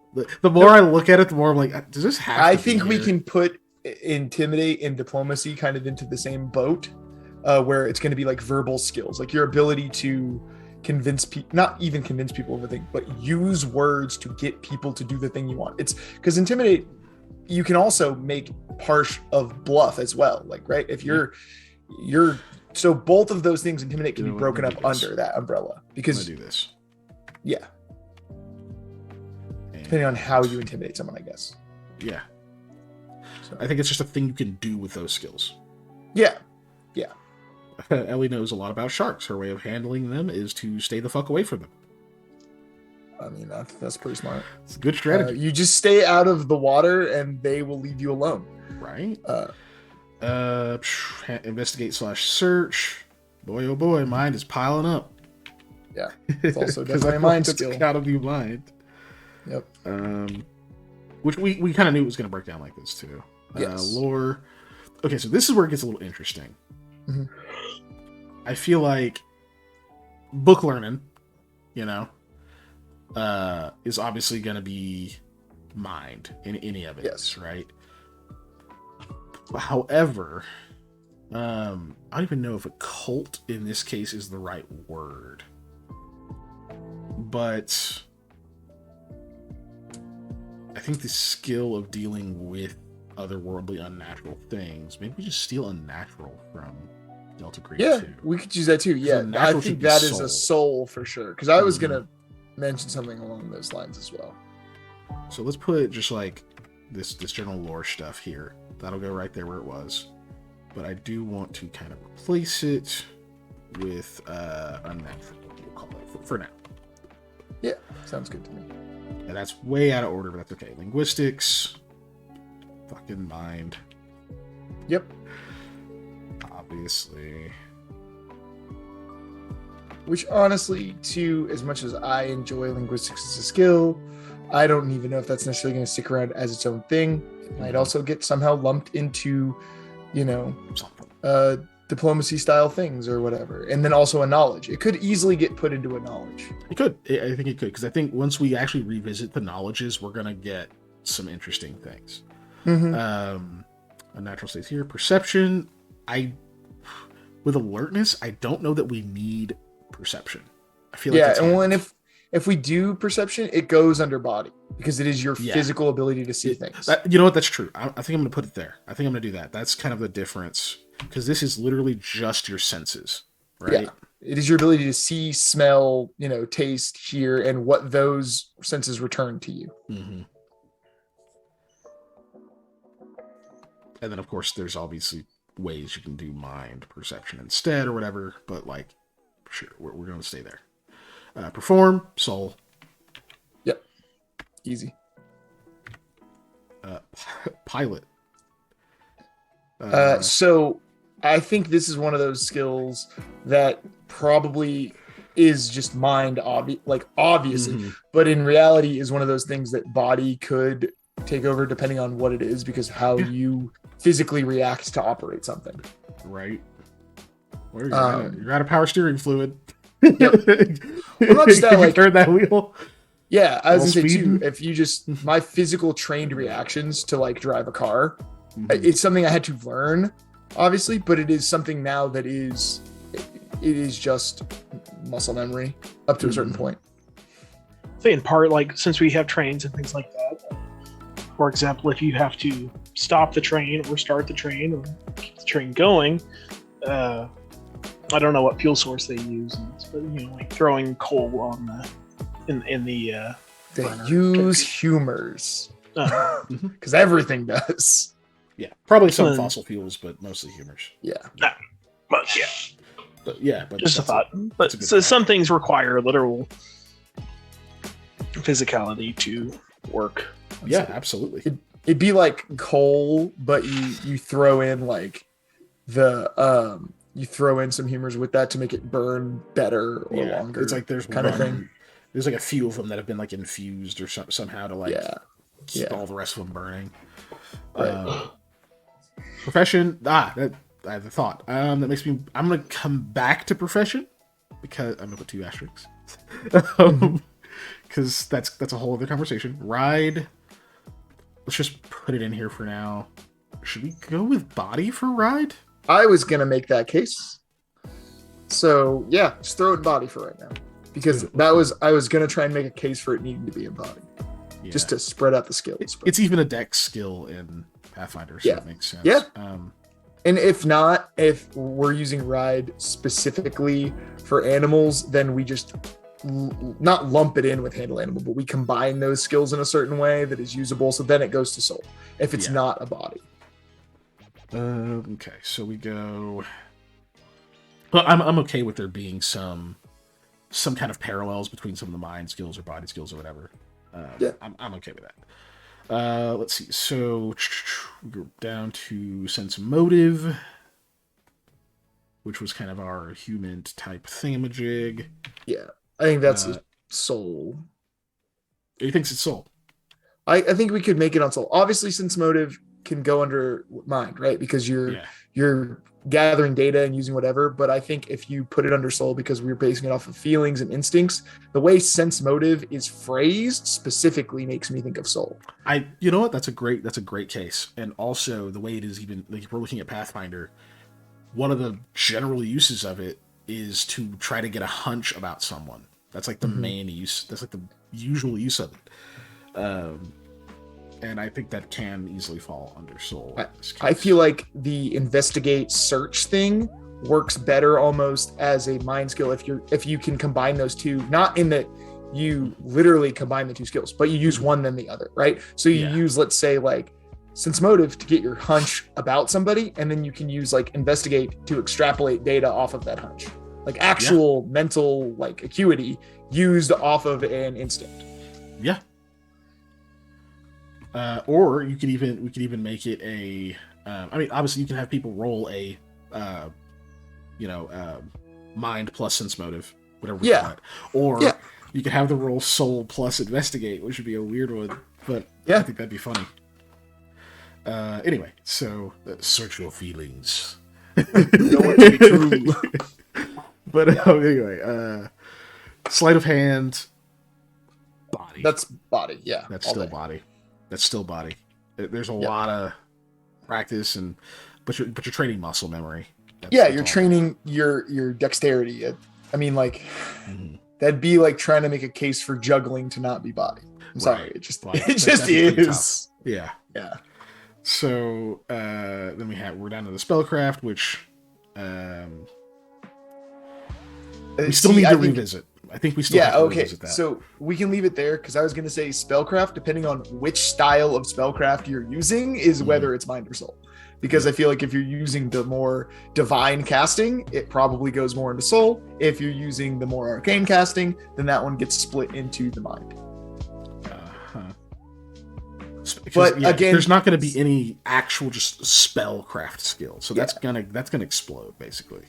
Right. And that's the other thing too, is if we're going off of how we use our humors, I think that is the skill that what you're using the humor for determines the role more than anything. Mm-hmm. So even if we don't have general skills, that's going to be the one that gets flipped around the most to where it feels the most general, because based off of what you're using the humors for is what that skill ends up rolling with probably. Stealth, I think it just has to be body. Yeah, I agree. I think it just has to. I keep reminding myself also just what I told Ellie earlier of like these are just a category. You can always the narrator can always rule that you roll it with a different core attribute. Right. If I gave a good impassioned like argument for why I instinctually hid from something based off of my own personal experiences with, let's say, we'll use an example of another cool enemy we have, which were like constructs, like big constructs. Like, oh yeah, when I was younger, constructs smashed my house or whatever. So the second I saw one, I like go to hide and I want to stealth roll, and I base it entirely off of my instinct and emotion. Mm-hmm. And it's like, yeah, sure. How well did like you little scared little kid hide, basically? Yeah. And it's just like, okay, go for it. And then survival is mind. Mm-hmm. I think survival is also one of those that can get bounced around a lot too, because if you're using survival off of like my ability to endure the elements, then that's body. Mm-hmm. And it's so it I could come up with a couple ways to make that hit a bunch of different things. But Ellie says she likes how these are quick categories can easily be customizable based off the possible boons and DM's whims. Yeah, that's kind of the intent, because what I'm thinking of when it comes to character creation is you'll get to pick like your like a primary, secondary, and then tertiary core attribute, and that's going to determine maybe like your bonuses to those skills or how many things you could be trained in at once. So being able to categorize them like this is good. So if you like body is your main thing, you're going to be able to be trained in more of the body skills. If mind is your main thing, you're going to be able to be trained in more of those or have a bigger bonus. We haven't kind of decided yet, but it's just to make it easier to like roll your character into these things, right?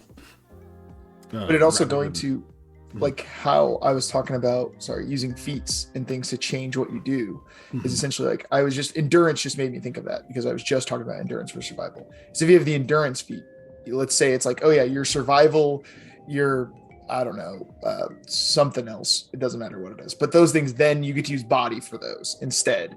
And it's just because you've built up this level of inhuman endurance. So then you get to do this thing because instead of surviving based off of, knowledge of the area, you just tough it out. Yeah. It's one way to do it. There's probably going to be a slight negative, that goes with that as well. But hey, you're out of toilet paper. So I just toughed it out. Watch Mystery Team. Yeah. Anyway, our every single obligatory stream reminder that you all should watch Mystery Team. So, okay, so let's hit some of these double asterisks real quick. Yeah. I say real quick. Let's just hit some of these double asterisks. Potions. Profession. What's the other? And disguise. Okay, disguise is one that I think we have to talk through because I don't actually 100% know how I want to handle that. But profession, we don't need a profession skill. I'll just say that now. That one's getting deleted. But I think what we do, because professions are, especially when we go into like how this game is played, we already talked about how your classes and such are kind of synonymous with are kind of synonymous with like your occupation. They are what you do. Yeah. They are, someone is paying you to do that shit, either be an invoker or a soldier or an agent or whatever, right? Or you earn money doing that somehow. Yeah. Granted, obviously there will be people, players especially, who want to have like either a side job or a different thing in their background. Like, oh no, I grew up as a baker and I was studying, I had stolen books from the college, and that's how I was studying invoking. And I set fire to this guy's cape one day or whatever when some humor splashed out the window, and he noticed me, and I thought I was gonna die, and I went to the college instead. But I have baking skills. So I'm going to answer Ellie's question in the chat real quick, which was, what would herbalism and plants be under? Would it be what influences skills with making and applying poisons? So poison and medicine is probably going to have a lot to do with each other because a lot of times if you know how to heal somebody, you also know how to kill them. And often medicine in incorrect amounts is just poison. But specifically herbalism and plants is also a good thing where that's like some kind of nature skill, not necessarily survival, but it might go with survival, right? That's going to be a thing. Like, how do you understand and know how to use your environment is a survival thing. And that is going to go along with herbalism and plants often. So I think that is going to be one of those skills that's broken up, or one of those skills is the wrong thing. One of those overarching things that is broken up under several skills based in large part off of the storyteller's discretion.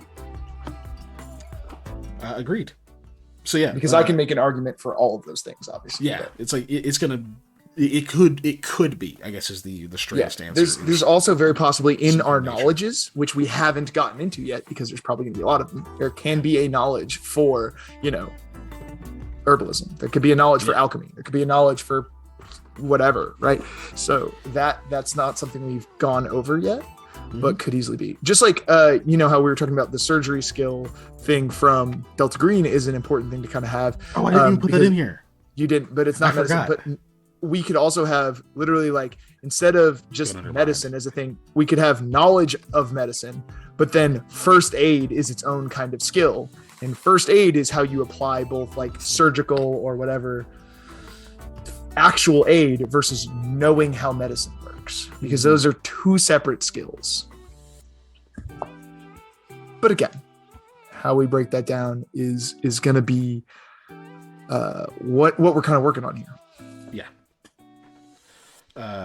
So for the profession thing, it doesn't need to be a skill. I think we can maybe put. So I guess here's what I'm actually getting at is I don't think it's a thing that's going to require roles and stuff. If you want your character to have a background as a baker, they do. That's fine. Yeah. Yeah, I like that. And like if you're some kind of artisan, you want some sort of role, created or whatever, or situational thing, like they have to roll for a thing, success, fail. You're looking at probably craft if you're an artisan of some kind, right? Whether it be food, honestly, even baker, or banana. craft, yeah, craft bread, whatever. But I also think that's something we could also address in boons. We could literally have a background boon that is like, if you want a background, whatever, you pick one skill to have a background in, and you just get like an extra point in that based off your background. Sure. But also, so if your profession, like as far as your actual professions go, like your class or whatever, I think we can come up with a system of ranks, basically, for the different classes in society, right? We'll have to figure out how that works for like wanderers who are completely unaffiliated as far as their occupation is concerned.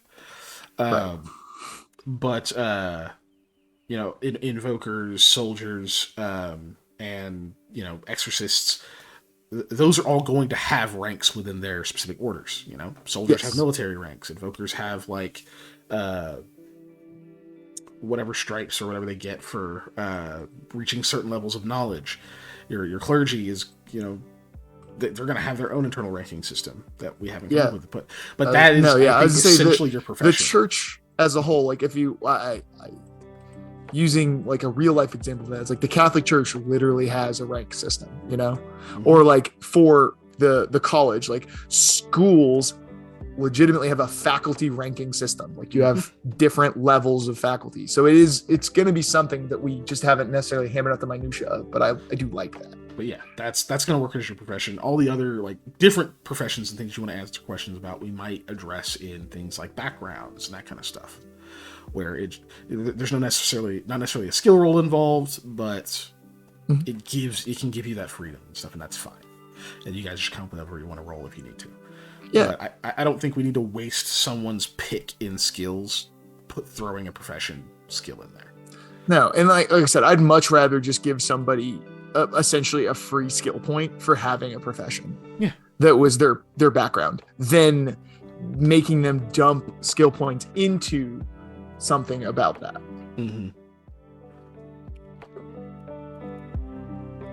I'm gonna put the thing there. But yeah, just come with like a ranking system, and then we can pretty much type out like what those ranks mean in each organization, what that entitles you to, whether it be by like pay, compensation, how much pull you have in society to like request things, that kind of stuff, how much information you're privy to, whatever, right? Yeah. That just works outside of your skill system, because we don't need players having to. I don't want to run into this situation where it's like I am a level. I'm a level 6 invoker, but because I didn't put any like profession ranks in it, I'm like real shit at my job somehow, despite being able to smoke like more than 50% of the people at the college at what I do. Like they just don't apply themselves to their work, right? They can't answer questions about the profession, like what they studied. They know all this shit. Yeah. So that's going to just depend on basically like your level and the things you've done for that organization is how you're going to rank up, not some arbitrary skill point system. So that's my thought there. And what was the other one? So then disguise was the other double asterisk. But I do like putting no ambition. Yeah. I do like putting disguise under stealth. But I also like being able to bluff with disguise as well. So I think just kind of, the act of disguising yourself, right, is something that would go under stealth. But the act of, having to convince people, like once you have to interact, like, so if you're disguised and you're just walking unopposed, how good your disguise is based off your stealth skill. But then if somebody stops you and asks you questions, in order to pass off your disguise, you then need to use your deception skill. Yeah. Or, hold on. It might be even this. So the school of thought that I'm working under is this. You've heard me mention this before in our campaigns and stuff, that there are basically 2 types of stealth. You have the blending in and fitting in so you don't stand out, and you have the remain undetected. Yeah. They are very different. So I don't actually want to lump them under the exact same skill. I think I'm just wanting to make them more distinct, right? Okay. So I think it's probably a naming problem in my brain, because even disguise isn't totally right, because like you're not always wearing a disguise to do it, right? You might just be walking different, you know? Yeah. Like, sure. Like Yeah. Under that, like when we were in school or whatever, and if you're not in class when you're supposed to be, what was the thing? Walk with purpose. With purpose, like you gotta be somewhere.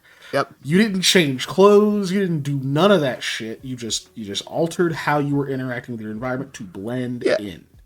But I mean, That's just if we were playing Pathfinder, let's say right now, and Mm-hmm. you asked for a disguise roll for that, and my disguise was shit, I would definitely try and make a case like, oh no, I'm bluffing, right? Mm-hmm. And I could easily see giving that bluff with a case of just like, oh yeah, I'm just putting on this swagger, this whatever. So I'm trying to convince you. And so I could see that.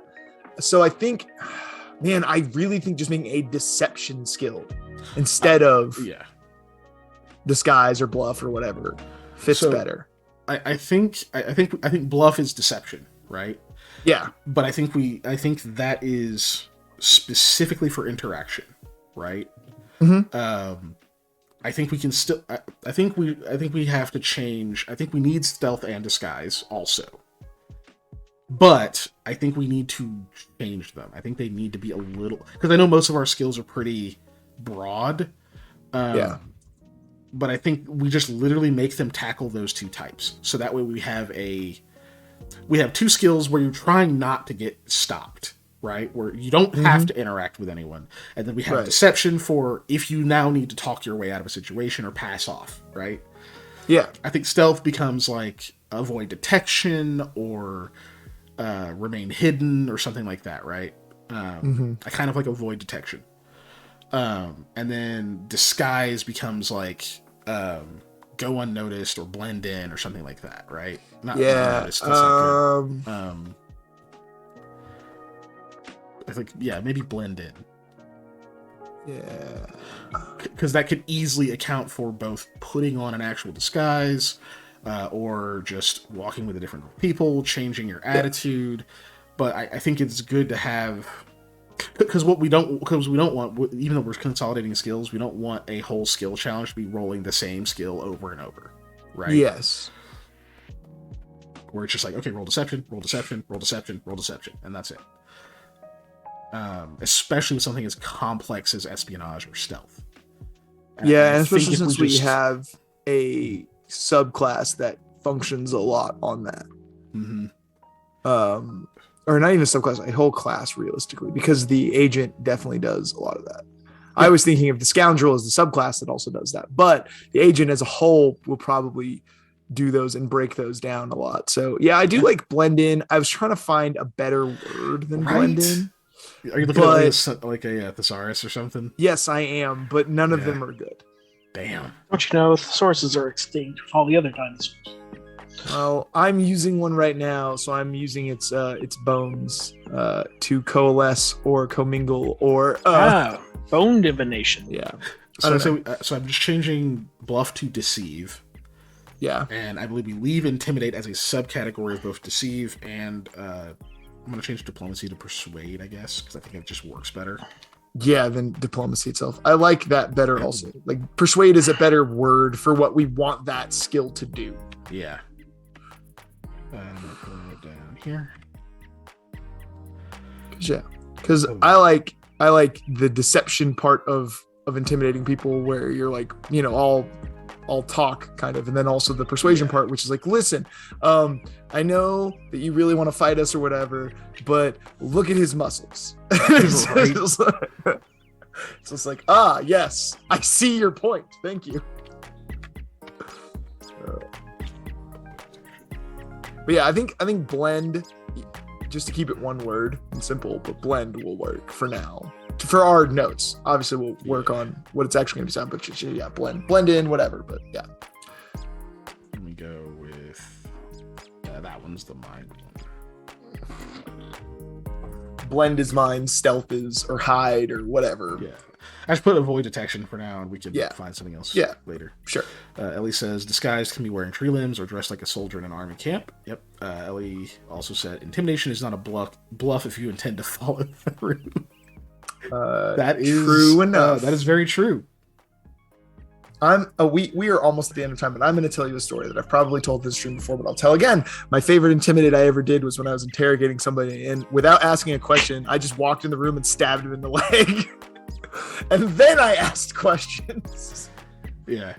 The NPC, the other NPC's first thing he yelled at him was, "Are you new?" Because that is not how that is done. Yeah. He just doesn't have time to like ask a question, have them say no, then stab him. He just skips straight to stabbing him. Yeah, we're not gonna have time to break down what these all do and then squish a bunch of stuff together. But so I say I want to change disable device to sabotage. Sabotage. I like that. What do you think about that? I'm fine with that. I like sabotage. The Beastie Boys fought for our right. Sabotage. No. Sabotage. Sabotage. A sabotage is very different because sabo rounds do a lot more than sabotage things. I don't know why that reminded me of, but laser-tade. This is laser. This is blaze. This is blazer. Yeah. I think. Anyways, this is my consigliere.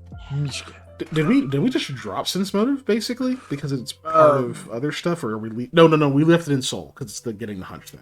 Yeah.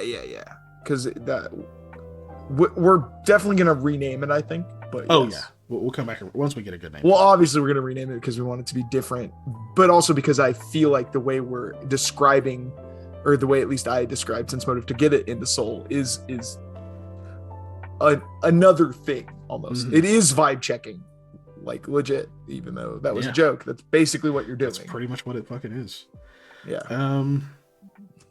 Okay, and then we'll need to make our combat skills, but I think before we even get into that, because I honestly think that's going to be easier, let's see if we can break down one of these weird intangibles here.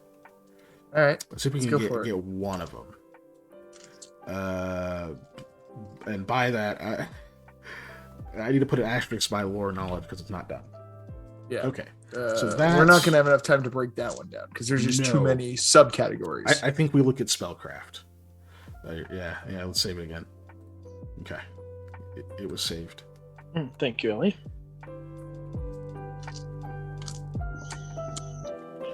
Just in case Roll20 decides to crash or something.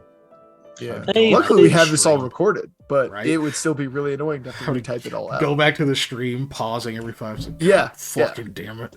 That would be incredibly annoying. So, spellcraft. So, Pathfinder, that is a skill of. It is a very vast skill. It is how you identify spells. It is how you identify magical effects. It is also how you craft magical items. There's these like 3 very major things. Identifying spells, useless in this game. Because they're not a thing, really. Identifying magical effects, useful. That's a thing that you may need to be able to do. Identify what created a certain effect, right? Right. Creating magic items, also probably useful. In fact, I think creating magic items is going to be a lot more... or a lot less niche in this system than it is in Pathfinder.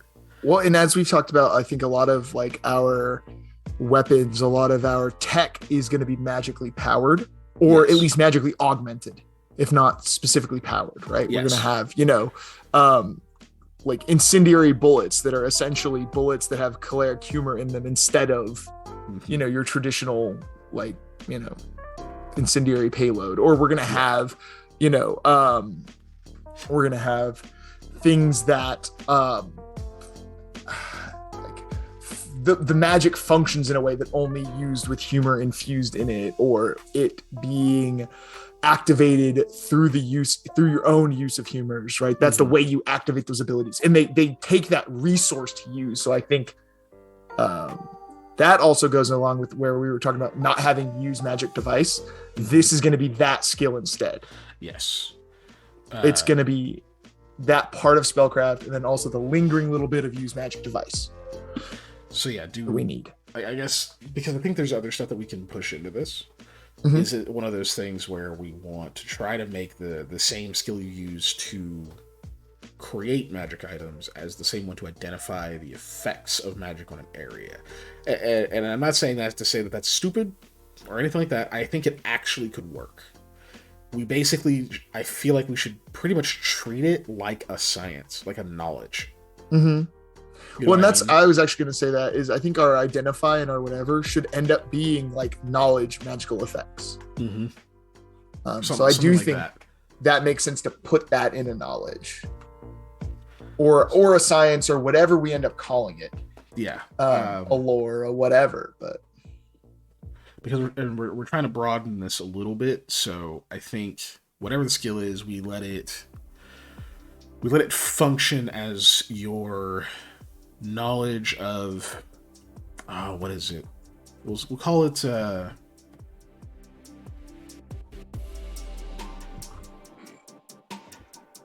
okay, I have an idea. What did we call it what did we call the energy? There was a difference in like what we called like arcane shit versus divine shit. Divine stuff was supernal. They deal with the supernal language. And arcane stuff unleashes primal forces. Yeah. So what we could do is have a skill that is primal forces and a skill that is supernal forces. I like that. Yeah. And I think that our primal forces one is where it specifically deals with the humors, right? And then our supernal is one that specifically obviously deals with divine power. Because that was one of our main things is even though everybody uses humors, the invoker class is going to be more well versed in that than anyone else. Just because they're the ones who research and study those things at the college, right? Yeah, they're the ones who found those uses for them across, everything else. Yep. Really. This also does another interesting thing. So. We leave supernal forces in soul, right? Even though I think even though it's like a thing you study, I feel like there's a good enough case to leave it in soul because of what the connection is. It's not a thing you can just read about. There's like some experience that has to happen and a lot. So there's a reason why invokers don't have supernal force generally as a thing that they're well versed in because they didn't deal with it. And your exorcist or whatever didn't go and study the primal forces as much. However, it does this interesting thing because they're two sides of the same coin. Both of these skills would give them knowledge of how the two convert, right? Because they just maybe learned it kind of in a different order. Whereas in the clergy, they would know that like, okay, yes, these supernal forces is how everything was created and such. And this is what we channel and blah blah blah blah blah. And then that's how also they return to the humors to create for our bodies to function and blah blah blah blah blah. They would know that they went that direction. And yeah, obviously people who know about primal forces know the same way because they're the same thing. They just specialize in different aspects of it. Right. So it gives us a way to have them know like the very basic thing. Like we can feed knowledge to a clergy person about certain magical effects or watching something happen. They may understand it, right? Yeah. Without, but like they wouldn't be able to like break it down and then maybe they probably wouldn't even be able to recreate it, But I don't know. Anyway, it differentiates them on a very interesting axis to me. Yeah. But they also both can get some information out of magic, which I think is cool. Oh, that's gross. Sorry. I was looking up stuff on the humors because I was trying to find a good name before you were saying, what we would use was like the primal thing. Did you know the word humor is a translation of the Greek chemos, which literally means juice? Oh no. All of our juices. Evil juice. It's all of our juices. That's why that's gross. It is midnight as well. It is midnight as well. I'm gonna make some marks on here. Gosh. Would the gods frown? Elias, would the gods frown upon clergy learning about eldritch magic? The gods really don't like. They don't like fuck with it. You gotta worry about the church itself more than the gods. Yeah, they're pretty far away from all of this. The church, the clergy, the church itself would frown upon the clergy learning, or at least using, eldritch magic, because that was their initial. I'll do this and then we'll wrap. Their initial divide was over the fact that the whole reason that the gods were helping was because they need people to believe in them. So they were here, present, or they sent their champions at least, to start helping close all the rifts and shit that open and let out crazy shit. And the clergy believes that to reverse engineer that and to make our own magic is to invalidate the need for the gods and thus give them, like, drive them away from us so that we're consumed and we can't do that anymore. But gives them a reason not to send champions anymore. Whereas the college is like, dude, the champions can't even get everywhere anyway. We need a way to protect ourselves. That's where their divide was. It's just right. An ant might be an ant might use a road built by man, but humans don't care. Yeah, pretty much. Like, they could be shitting and fucking all over the road or whatever. Like, humans aren't gonna allow that amongst each other, but like ants, it's like, oh well, that's weird, I guess. Anyway, we do need to wrap. It is midnight. So we got to a lot of these things. I'm gonna save this. We got to many of our things. To close that, let's go back to this screen. To be able to wrap here. I'll probably go and fuck with this sheet later. But we did talk about the mer people and the classes. We didn't do our narrative example. We'll get to it. But we hashed out a bunch of shit, so I guess let's just go ahead and state what the intent for our next making a TTRPG is going to be. So that way, in 3 weeks, I can zoom to the end of this video and remind myself of what we're looking at. Yeah. Because lineup mechanics with thematics, I don't know. I think we're still on that. Yeah, I think we're still doing that because we haven't even gotten into like feats, boons, whatever we want to call that, and how that's going to be thematically tied to what they do. Yeah. We're still sorting through our skills. We haven't even gotten to combat skills and how those thematically are going to work either, because we obviously want them to feel like you envision them, right? Yeah. If you want to build a sniper, they need to feel like a sniper. If you want to build a duelist, they need to feel like a duelist, kind of. If you want to build a snowman, then you owe Disney money. Yeah, you definitely should. Narrative examples: weapons and fighting, answering Ellie's many questions. Hey, we love answering your questions. Yes. But yeah, narrative examples I think will be cool to be able to kind of set a tone for like what we see happening, and also because we haven't really even done that with each other, so it'd be kind of cool to see like how you see stuff playing out with certain things, to just like narrate it versus what I see, and then we can figure out where we're at there. So anyway, that'll be good. Next time we're doing more skills. So more skills. I think to our stretch goals for that will be going into whatever our feats will be, and then stretching beyond the feats, if we ever get past that, will also be how to kind of like what we need to round out character builds, both thematically and mechanically, like how to join those to make sure it all fits into one nice, neat package. Yeah, the questions that I kind of have at the bottom of the stream thing that I guess we'll be able to answer by the time once we finish this. I think we'll be able to answer these questions. Mm-hmm. What do players get to do? Yeah. And what makes playing in Shard different from playing in other RPGs like D&D Shadowrun and something like Werewolf? Right. So I think that's once we answer those, we've completed this objective. I like that. And I always last thing.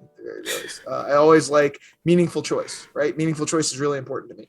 And when building games, you need to have meaningful choice. And so I think that is something that we need to define in just the character creation step of, how to choose your skills, how to choose your whatever, is we need to come up with not only what do the players do, but what choices, specifically, what meaningful choices do the players have, is something that we need to determine. And that's something that's going to take longer than just what we're talking about tomorrow or even the next session, but how we incorporate that into our build. Obviously, it's what the players do, but how do they choose to do that? Also, Ellie threw in, would there be an undead player option? I don't think so because they lose all their drive, right? Yeah, I was going to answer in chat, but yeah, that works. I can't imagine an undead player option right now because they're mindless or they're possessed by Deox. Yeah. So, in theory, we could have like a Frankenstein's monster style thing at some point. But I think that's something to work on down the road or whatever. But and also artificially enhanced with drive or something. Yeah, because a lot of our stuff that we've talked about potentially running into as enemies are we've talked about the like Dr. Frankenstein style people that are going to be out in the wilderness, stitching bodies together, doing crazy stuff together, making big colossus or whatever. And, so it is theoretically totally possible that one of those would be not only sentient but sapient and could then function as a player character. But I think that's something that we need to establish our baseline first before we start coming in with our like alternate builds like that. And probably not only sapient but Soylent. No. And probably Soylent Green is people that we don't suggest for beginners. Let's go to the exit screen. We're at the exit screen now. Here we are. Exit screen. Thanks for watching. Like it says on the screen. She 100% would play a Sally type creature. Yeah, I could see that. I could see that being a thing. Yeah. I don't know. I'm excited. I feel like we got a lot done, which is an unusual feeling. I know, right? I want to play a Frankenstein who has rocket hands that shoot off. I want to take this quick moment to plug for anybody watching the YouTubes or whatever. Come interact with us on our Discord. On our Facebook, on our Twitter, whatever. Ask us questions if you want to know about this kind of stuff. If you also just want to see more of our regular TTRPG content, we do Pathfinder First Edition. Our current campaign is Into the Storm, and we play it 3 Tuesdays out of the month, basically. And then we do the one where it's this. If you want more of this content, Discord is the place to get it. You can hit up either Patrick or myself, and we can answer questions or potentially create more questions for ourselves by whatever you ask us. Anything like that is good. You can go in there, just type and at least one of us will probably go like, "What the fuck is wrong with you?" Get a reaction out of us at least. You can do the dumbest thing ever, which is you can ask me a question about Warhammer. You can do whatever you want. Good night, everybody. Good night. Yeah. Good night. Or history. Yeah. Good night. You can ask Panda about. Good night.